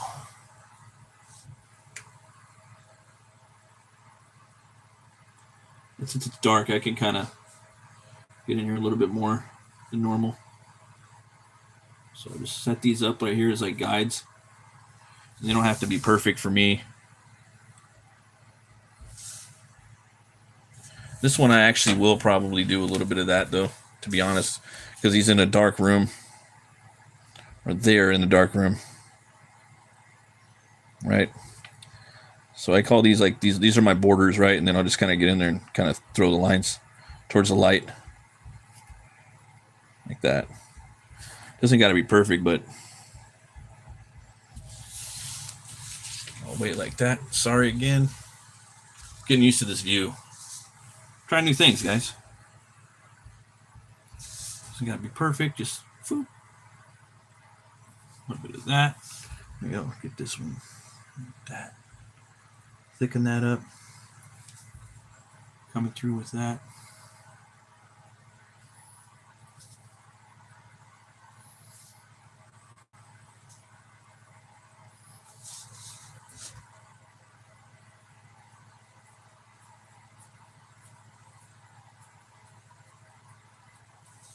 So a little bit of that, so you can just kind of see what's going on in there. I'll put some pebbles down here, you know. A little bit of that.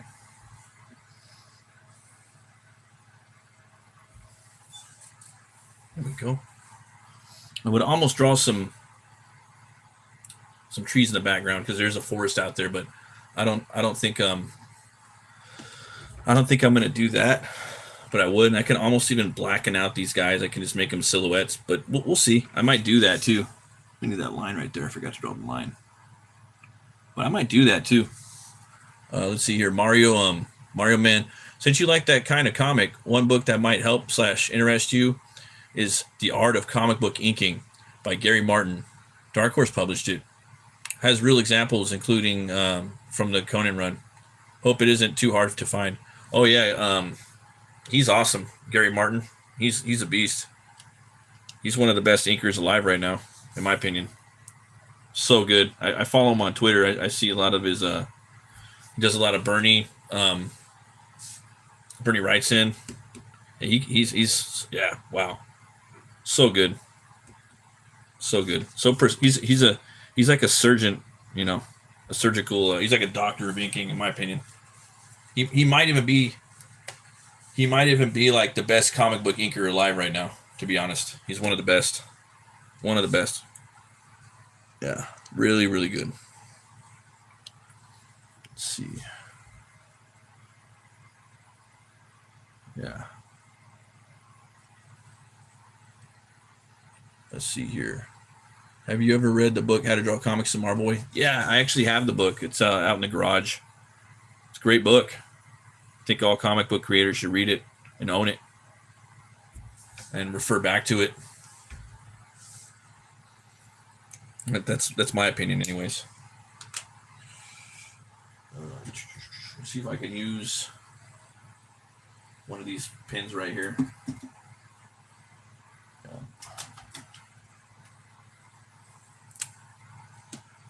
It's a little too light.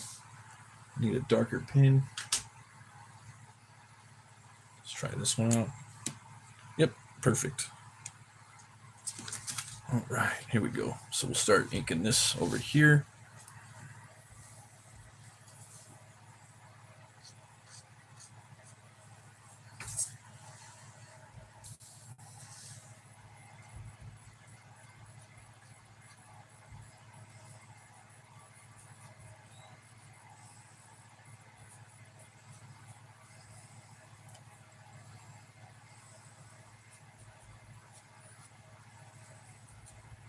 Yeah, Conan had the best artists on there though.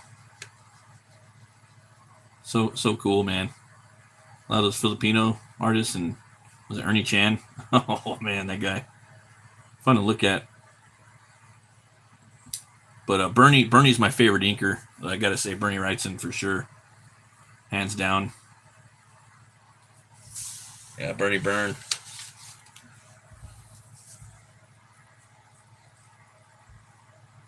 It would be Bernie Wrightson, and then for sure Frank Miller. Yeah. Let's see here. Since the Mario Man 247, since this is your third comic, how did you make the practice jump from just characters and locations to full on pages? I just picked up. I just started drawing panel work for my first comic. And then I looked at it and I just, I wasn't happy with it. I thought it looked really stupid, So I tried again, and then I read books and studied, just became obsessed with comic books and just like the whole process of making comics, the storytelling. I watched a lot of videos back in the day. There's this one channel I really recommend called Strip Panel Naked. They don't put stuff out no more, but it's called Strip Panel Naked. It's about making comic books, and it's one of the first YouTube channels, and they just really break stuff down. I think they're just a magazine now. Some dude out of like Britain. That was really good. And then books on making comics. Buddies had books on making comics. I read those. Read a lot of comics. Just been into comics my whole life, and then just started just taking the plunge. Just like, hey, let's give it a shot, So I did that. I did my first book. I did not like the artwork. So then I just decided, what, I'm gonna do this book over, And I had a buddy that was I have a buddy too that was pretty good at making comic book pages, but he never made comics. But he's obsessed with comics. He's a comic book fan. But he can make comics if he wanted to. He just doesn't. But I'd have him look over my work. He would give me some critiques. He'd be like, "Yeah, your work's pretty good, man. But I guarantee you, in about 5 years, you're gonna want to redo this." I'm like, "Yeah, I don't know about that. I've already redone it. I've already redone the book once already. I don't know about that." And sure enough, he was right. I look at the book. I'm like, "Wow, this is dog shit. I need to go back and redo it again." But I'm not. And for some reason, I kind of get a lot of ideas. I've always been that way as a kid. Like, kind of like stories and have popped into my head. I'm a dreamer, like that Ozzy Osbourne song. Always dreaming of worlds and characters and stories. And I want to entertain people with my comic books. I love obviously drawing like pinups and stuff like that. But even kind of at a certain time, once I started getting into comics, I realized that the inside of the book is the hardest, man. I think that's really what kind of separates a lot of people, and a lot of people don't want to do it. So I think for me, it was always trying to find the fun in making the pages, to making the sequential art. So now I'm really I really have fun making sequential pages. It's hard too. It's really hard. But I don't know if you were here on the first stream, Mario, but I did this right here. This is the thumbnails, you know. So I drew them all out right here. Excuse me. And then now I did the pencils for this whole page, and I'm doing the ink. So for me, like when I started making comics, I was looking for help on YouTube, and there wasn't that many channels doing it. And a lot of people weren't really doing live streams, like doing whole pages. Like they just don't. It's just not something you see very much of, you know. or portfolio reviews. Now David Finch, thank God, is starting to do some, you know, and hopefully he keeps doing them. And it needs to be done by professional artists from like the big two. I think that's who needs to do them. So that's why I'm doing this. Again, I'm still learning. I'm a grayish green, you know, I'm in my 40s. I'm learning how to do this.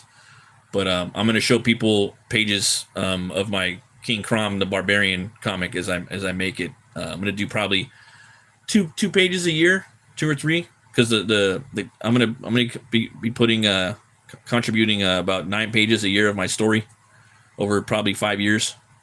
I know it's a big thing to plan out, but that's what I do. And I'm going to try to do other pages as well from other books I'm working on.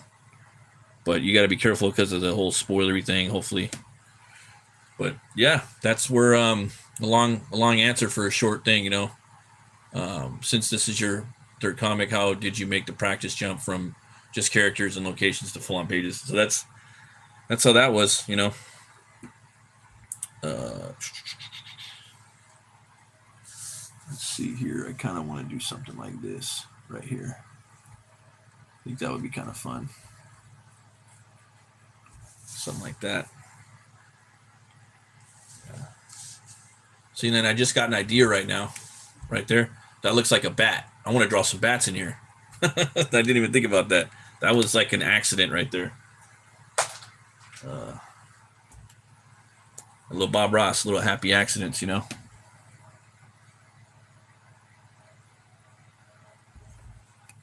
Get rid of that right there. Hey, Harkham, yes sir. Thanks for stopping by. You're back.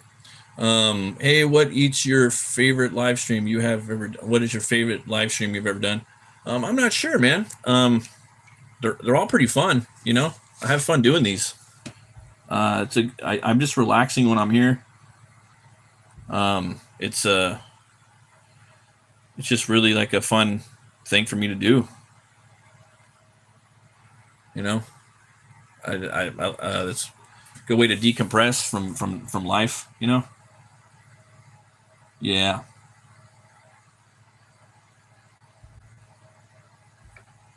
So I have a couple bats in here, not too many. Just a couple.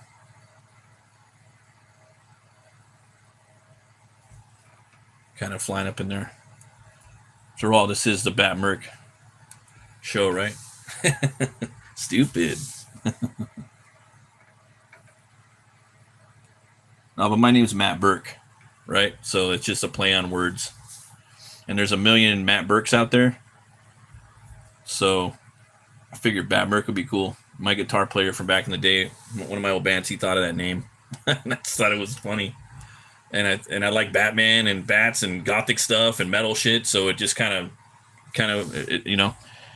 And I wanted people to be able to find me anywhere. So if they just look for Bat Merc, oh, he's here, he's there, anywhere on social media, you know, and I'm an artist. I may not be that great or that good or whatever, but I am an artist. Same thing with a writer. I do write. I may not be a good writer, but I am a writer too. One day you got to wake up and just and tell yourself you are that or you're not, you know, whether you're good or bad, you have to accept that. And, yeah, so I wanted to make it easy for people to kind of find me. So if you type in Bat Merc, it's everywhere. All right, so I think that's cool right there. Yeah, that might be all right. Might be all right. Let me see this. Yeah. Let's see here. Thanks for the detailed answer. I asked because I seem to do one page really well or solid, but then the follow-up page, you wouldn't believe it was the same person. Oh yeah, I have that problem too sometimes, man. Um, I would say just keep practicing. Get uncomfortable and draw things you're not used to. You know, try to have fun with it. Try to take the hardest panel and have fun with it. Try to take the most boring panel and find something that's fun with it. Normally for each panel I try to switch the camera around a lot. Just for fun. You know what I mean? But sometimes it's kind of hard. Like for me, I can't switch the camera around because this page is telling there's a lot of different locations in one page. You're jumping from the front of the mountain in the fort. I gotta show the mountain in the fort, so I kind of need that in there, and also this crag. So all three of these, I have three locations that are very important in the story, and that's going to pay off in about 5 years. So that has to be like a shot like that. Got to see the inside of the mine, so I kind of want to. Has to be the inside of the mine, and then he has to be hitting the vein that's going to come down, and it's going to crack, and it's going to cause the avalanche. I want to see the avalanche, but I also want to see the interior of the village. So I figured that I could do two things with that.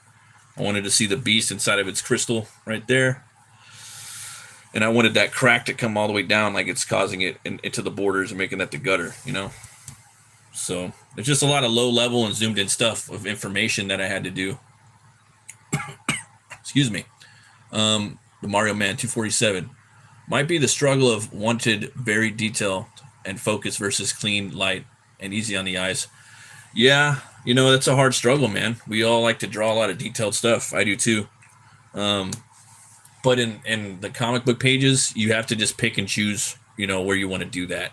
Like in fight scenes and when you're moving, things like that, or when people are talking or having conversations, you don't really want to add too much detail, I would say.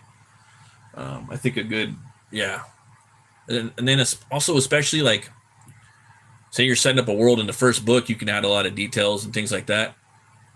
In the second book, you could probably kind of jump off a little bit. But yeah, you definitely. Also, another thing is the most important thing on the page. That panel should have a bunch of detail in it, and then all the other supporting panels should kind of not have as much detail. If that makes sense. You should everything could kind of focus to that. But with this page, this isn't a good example because a lot of these things are important on this page, so a lot of things are going on. But and then normally you want about 5 panels per page. That's a good number. And you always want to do the Z. If you don't know that, you already know it. The Zorro. I just ate 2 bags of chips, fries, and hot dogs with mustard and drank a lot of soda today. Now, you gotta be careful with that, man. You're gonna get heartburn. Yeah, that's gonna give you heartburn. But yeah, I would say that try to switch up your panels, your camera shots, your perspectives. Each try to do that a little bit, and just try to tell the best way you could do a story.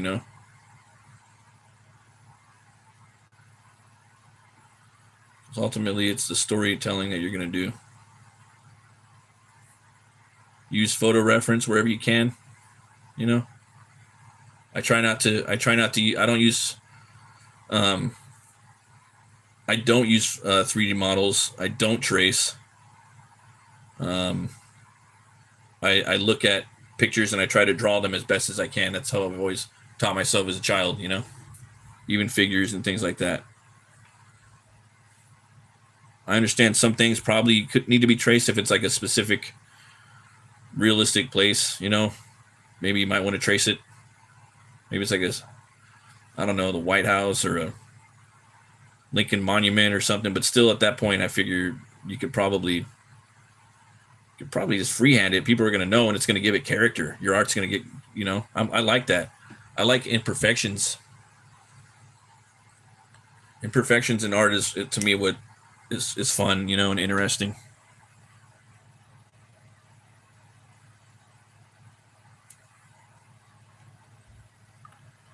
Yeah, I think that's important.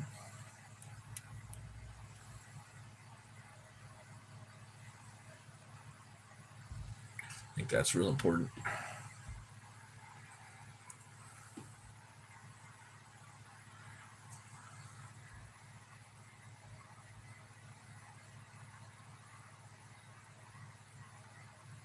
Yeah.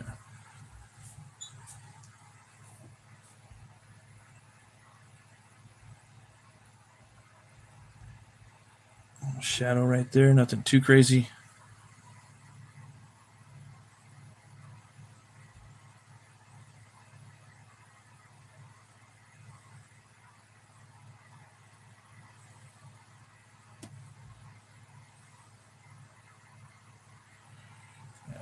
There we go. Kind of got that little village in there. And then you got to save room for your word balloons and your narration boxes.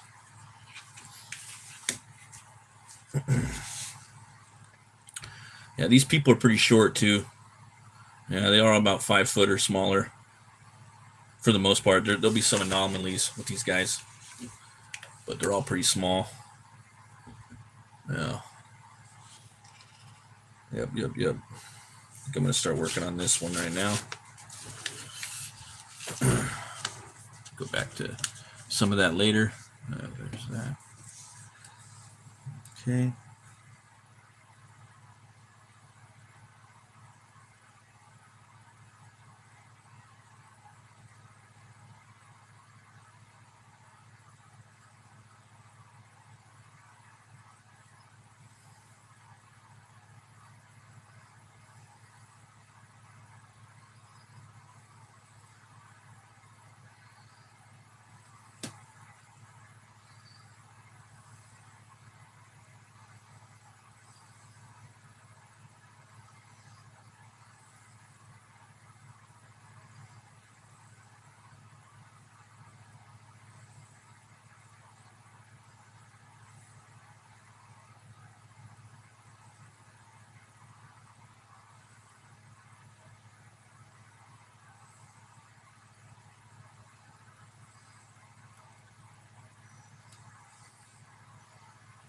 All the chicks right here.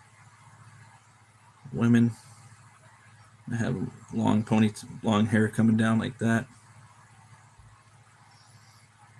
These ladies are scary. They got big old sharp teeth too, just like the men. Right.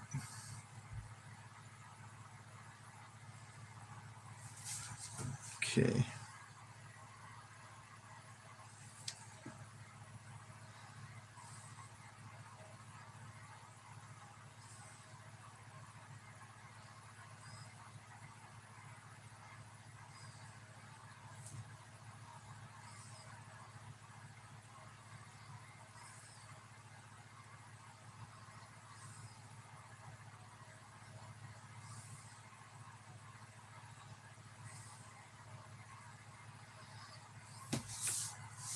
They got these little rocks kind of growing out of their skin. They got rocky skin. Let's see. Oh, 3 of you guys are watching. Awesome. Thanks everybody for hitting the liking and the subscribing and stopping by. I appreciate it. Yeah.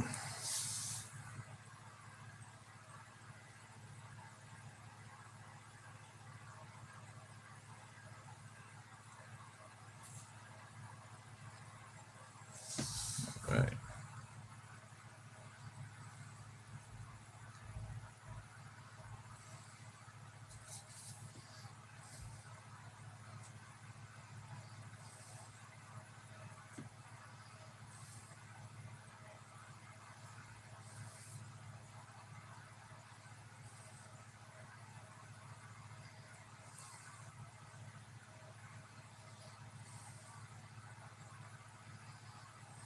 And a rock right here landing in the ground like that.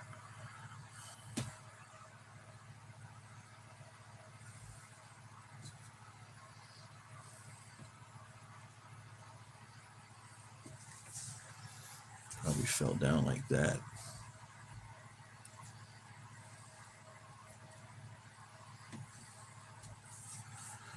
Okay. Let's see here. Zamderman, hold on. That technique makes the lines too thick. Is that intentional? I don't know. Probably, yeah. I'm making these ones pretty thick, yeah. It's a rock right here. Yeah.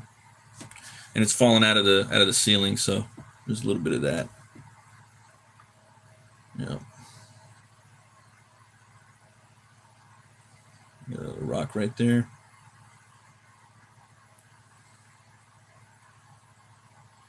A bit of dust. I might even hit this with some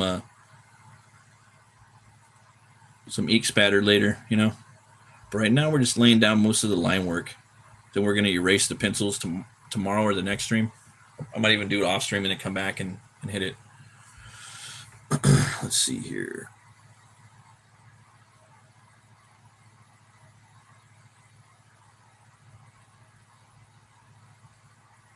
What's that?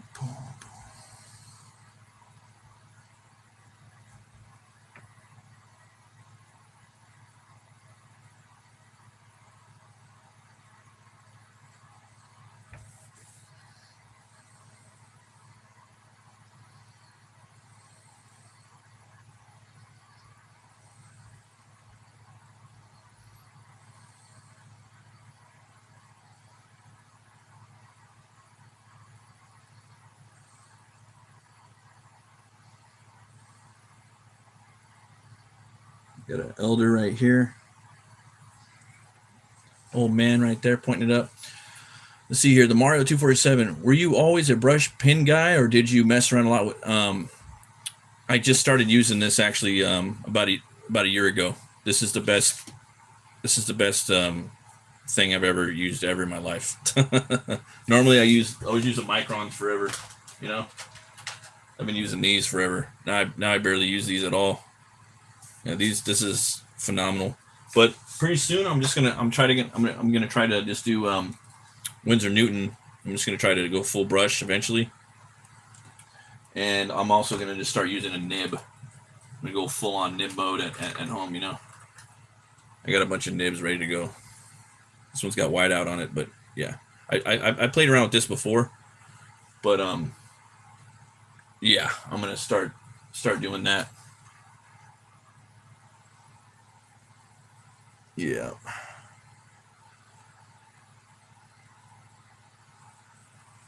Yep. But this is such a cool thing because you could just go like that and then boom. You know what I'm saying? You could have like a, you know, thick to thin like nothing, you know? Can't do that with a lot of stuff. You know what I mean? It's pretty awesome. Can't do that with Microns, you know? So it's kind of hard to once you use that, it's kind of hard to go back. Yeah.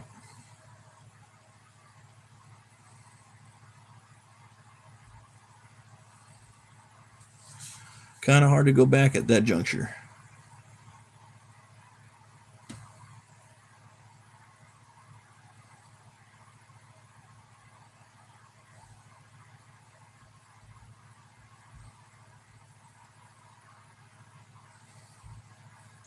Thing is, these things don't last that long, you know.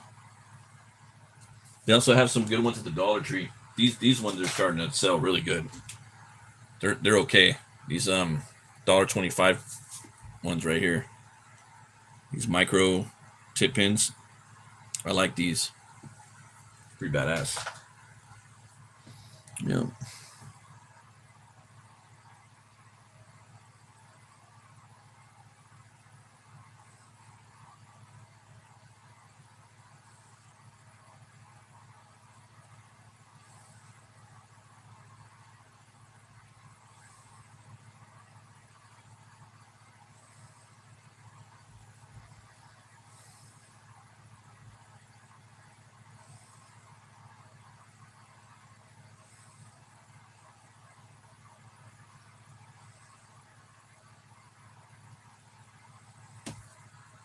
Oh, and also the ink in here is fucking awesome.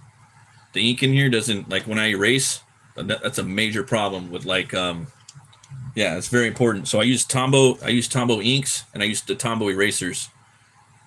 I'm always looking for the perfect erasers. When I erase with the Microns, the ink always comes off, man. I got to go back and re-ink it, and that just destroyed my line work, you know? It's all about subtlety, man. You want to have those thin lines sometimes, and you go back and you re-ink them, and you're like, and it gets all fucked up, you know? But with this pen, like, that's invaluable to me. Yeah, that variation is why I go with the fountain pens as my tool. The more flexible, the better. Have you tried the Pentel Pocket Brush pen? Or yeah, I have actually. You know what? I used to use those. I think they're like $16 each. I do have one around here somewhere that I just held on to, but I don't. Oh, wait, Sorry, you're talking about this one, right? Yeah, you did this one too, bro. That's another one. Yeah, I just replaced this thing right here. There's a way too for if you get a syringe, you take that off and you could keep refilling it. I know people that do that. But yeah, I just replaced this bottom one right here. Yeah, but yeah, this one and this and this. These three, bro. That's all I need now. I don't need nothing else. I'm fucking Gucci. That's it. Oh, and this too. By Pincel, the white out.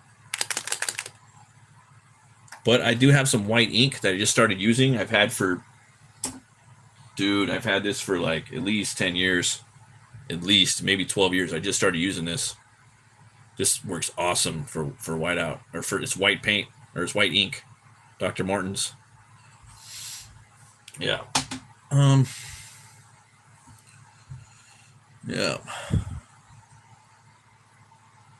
100%. Yeah, so like I'm gonna make a video about this. I talked about it before in the past. But ultimately, like, it depends on the artist, not the tool. But once you get the right tool for the job, you will level up in your art. And sometimes that could be stagnant for you, man. You know?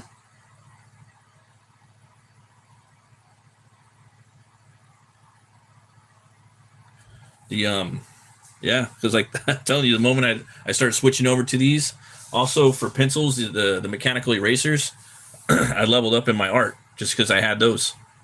100%. The right eraser could save your drawing. You know, you do have to have the right tools. So, and then once you have the right tools, then you can level up. You know, and I think the right tools will make you the artist that you want to be, that doesn't need the tools later, because it helps you unlock things in your mind and techniques. The pocket brush pen is thinner and take cartridges. Karate takes cartridges, has a swabble tips, sable and synthetic, and even fits a platinum ink converter. Ooh, damn. Yeah. And I think that on a side topic, like the just Japan, dude. I think Japan makes the best inking tools, just because of the manga and whatnot. Yeah, I would move to Japan. I'm not gonna lie. I'm not a weeb, you know, but I would fucking love to live there for at least I would move there for like 2 years, man, if I could, just to hang out there and just, yeah, it just seems peaceful. The culture, all that stuff. I got some other brushes here. Let me show you. I wanted to start using these. I got them for my birthday. It's already been 6 months and I haven't started using them yet. Got them from the art supply warehouse. I did a video about it too, like 6 months ago. Because I have like how to make comic videos, you know, from my perspective. Check these out, bro. Look at these whiteout pens. You shake them up, and they have these like felt tips that you put in. It's badass, man. Look at that. You ever seen those before? So we got that real quick. This right here is badass. You fill it up with ink. It's like a tagger marker, and you could fill in backgrounds with black. So if you're doing a lot of like Mignola style, this is it. And I have one of these from like 15 years ago that I used to use for that. So this is freaking dope. It's brand new. I haven't used it yet. Got to fill that up with some India ink. I'll start using these too. These water brush pens. Haven't used those yet. I think this might be the one you were talking about. It's the cartridges. Can't wait to start using that. It's a number 8. I just like to make sure I go through. I bought another one and I bought 2 of these. But this art supply warehouse is freaking awesome. It's been there since the 70s. It's in Huntington Beach. Oh, and then there's a white ink brush pen. Look at this. It's badass. Look at that. And I always wanted to use one of these with the little rope at the end, the rope pins. I'm looking forward to that. So I got a bunch. You're gonna start seeing me use these pretty soon. Yeah. Oh, and these never get old. I like these too. I really do. You know what I mean? That's a quest for art supplies. I love that. It's like a hobby of mine now. You know, I love it. And then I want to learn how to paint too. I'm gonna start eventually painting this year. But I need to have I want like a big place to work in for paint, room to make more of a mess. So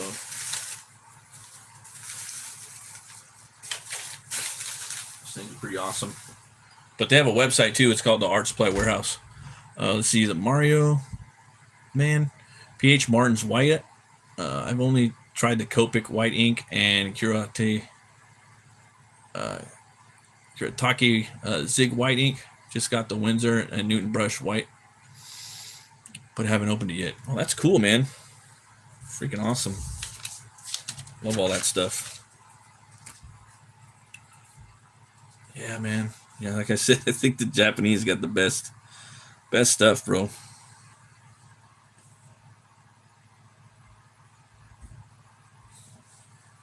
Yeah. This is the women right here. They got these big old sharp teeth.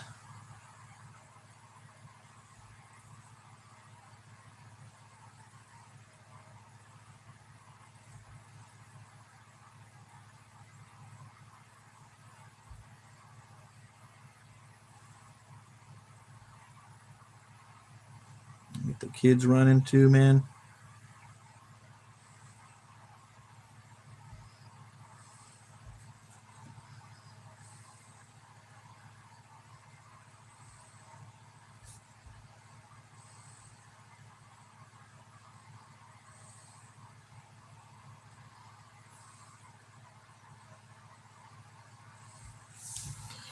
Right.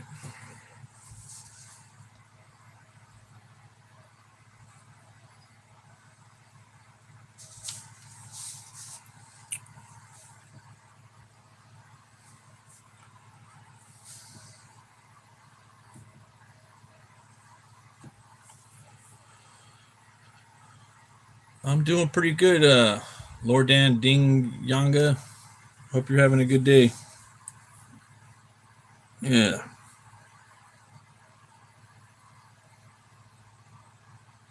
Yeah.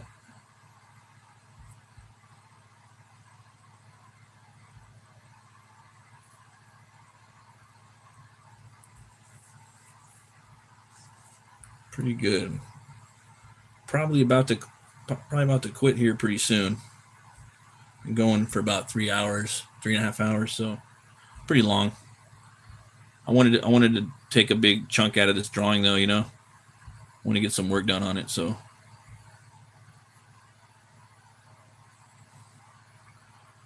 the next one after this is going to be pretty action packed. Yeah, there's a lot of exposition right here. So the next one, you're gonna get some action, Yeah.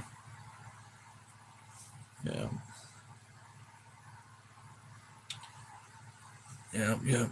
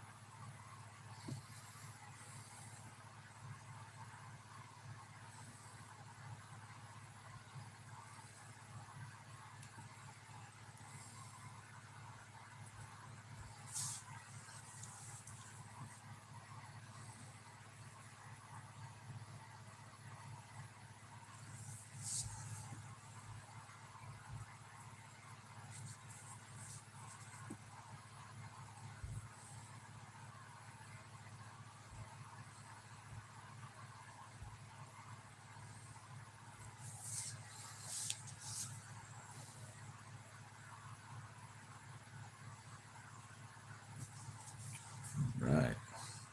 Thanks for stopping by, everybody. I hope you guys are having a good night. Yeah.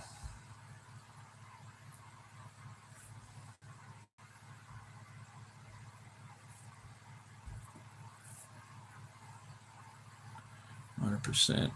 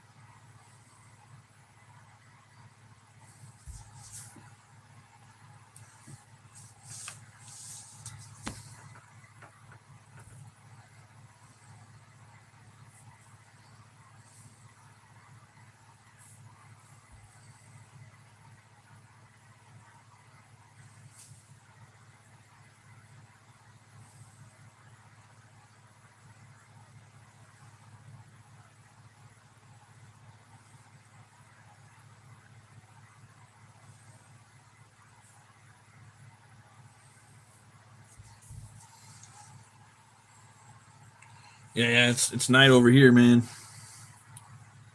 Yep. It's early morning over here, actually. Yeah. Early morn.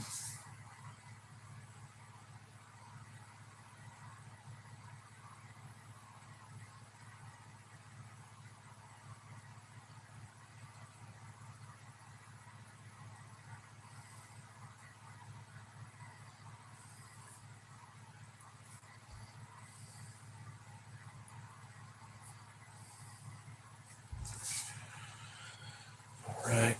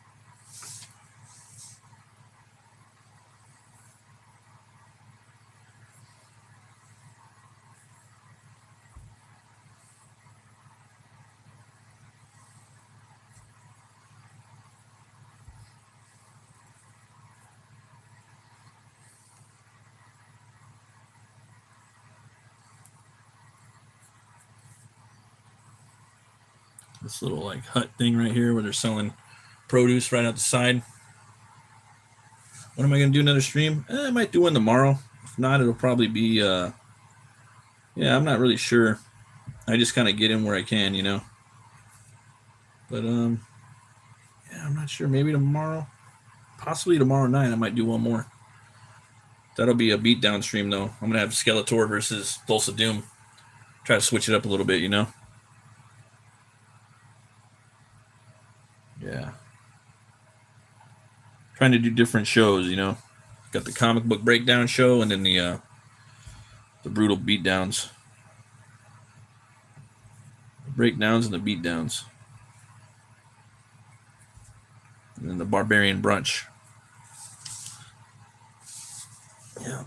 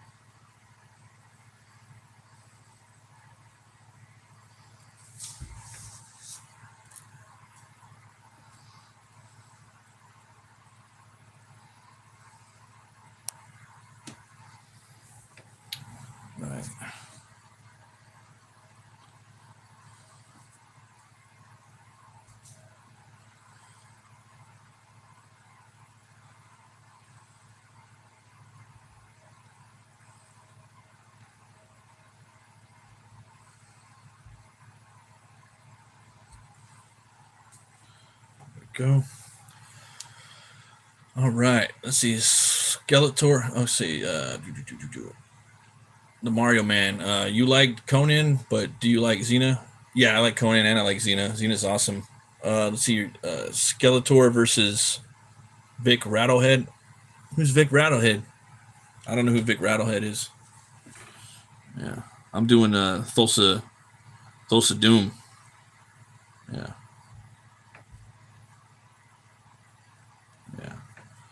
So we'll probably be doing that tomorrow. We'll see though. Yeah, just depends. A lot of stuff to do tomorrow. Hopefully, it'll be cool. Try to do it as many streams as I can. You never know when they're gonna end. I won't be able to do them. Yeah, I got a crazy schedule. So, yep.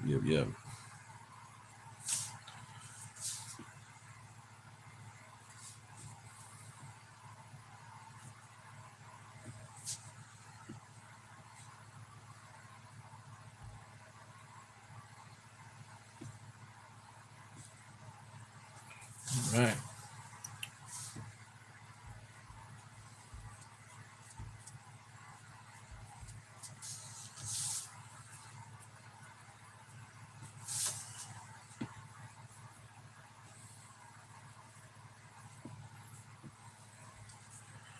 Right. Well, the Megadeth mascot. Oh yeah, Vic Rattlehead. That's right. I would do if I was gonna do that, I would do Vic versus Eddie. Yeah, Vic versus Eddie from. Yeah, I actually thought about that because I used to have I was gonna do like a series of drawings, and it was gonna be it was a heavy metal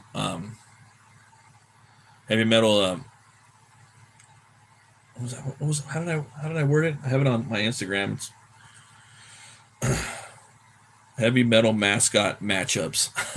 So I did like one from Soilwork versus In Flames. That was pretty cool. I think that was the first one I did. It was a Jester versus a Soil Worker, Jester Racer. Yeah. Yeah, I was gonna do Motorhead. There's a bunch of them I was gonna do. Dio. Thought that would have been fun. Let's see here. Kirk Lazarus. My favorite are Vampirella, Red Sonja, and Lady Death. Yeah, definitely. I like Vampirella a lot. Yeah. Vampirella, I'd like to draw her. Something about Vampirella, I don't know. Something about her design is just it's real basic but iconic. And I think I'd like to do I would do a story with her, like a barbaric vampire story. I'd make her a barbarian. I think that'd be fun. I'd put it on her planet too. Yeah. Put it on her planet. Yeah. Yeah, she's got a real specific look, Every time she's drawn, she's always drawn a certain way, They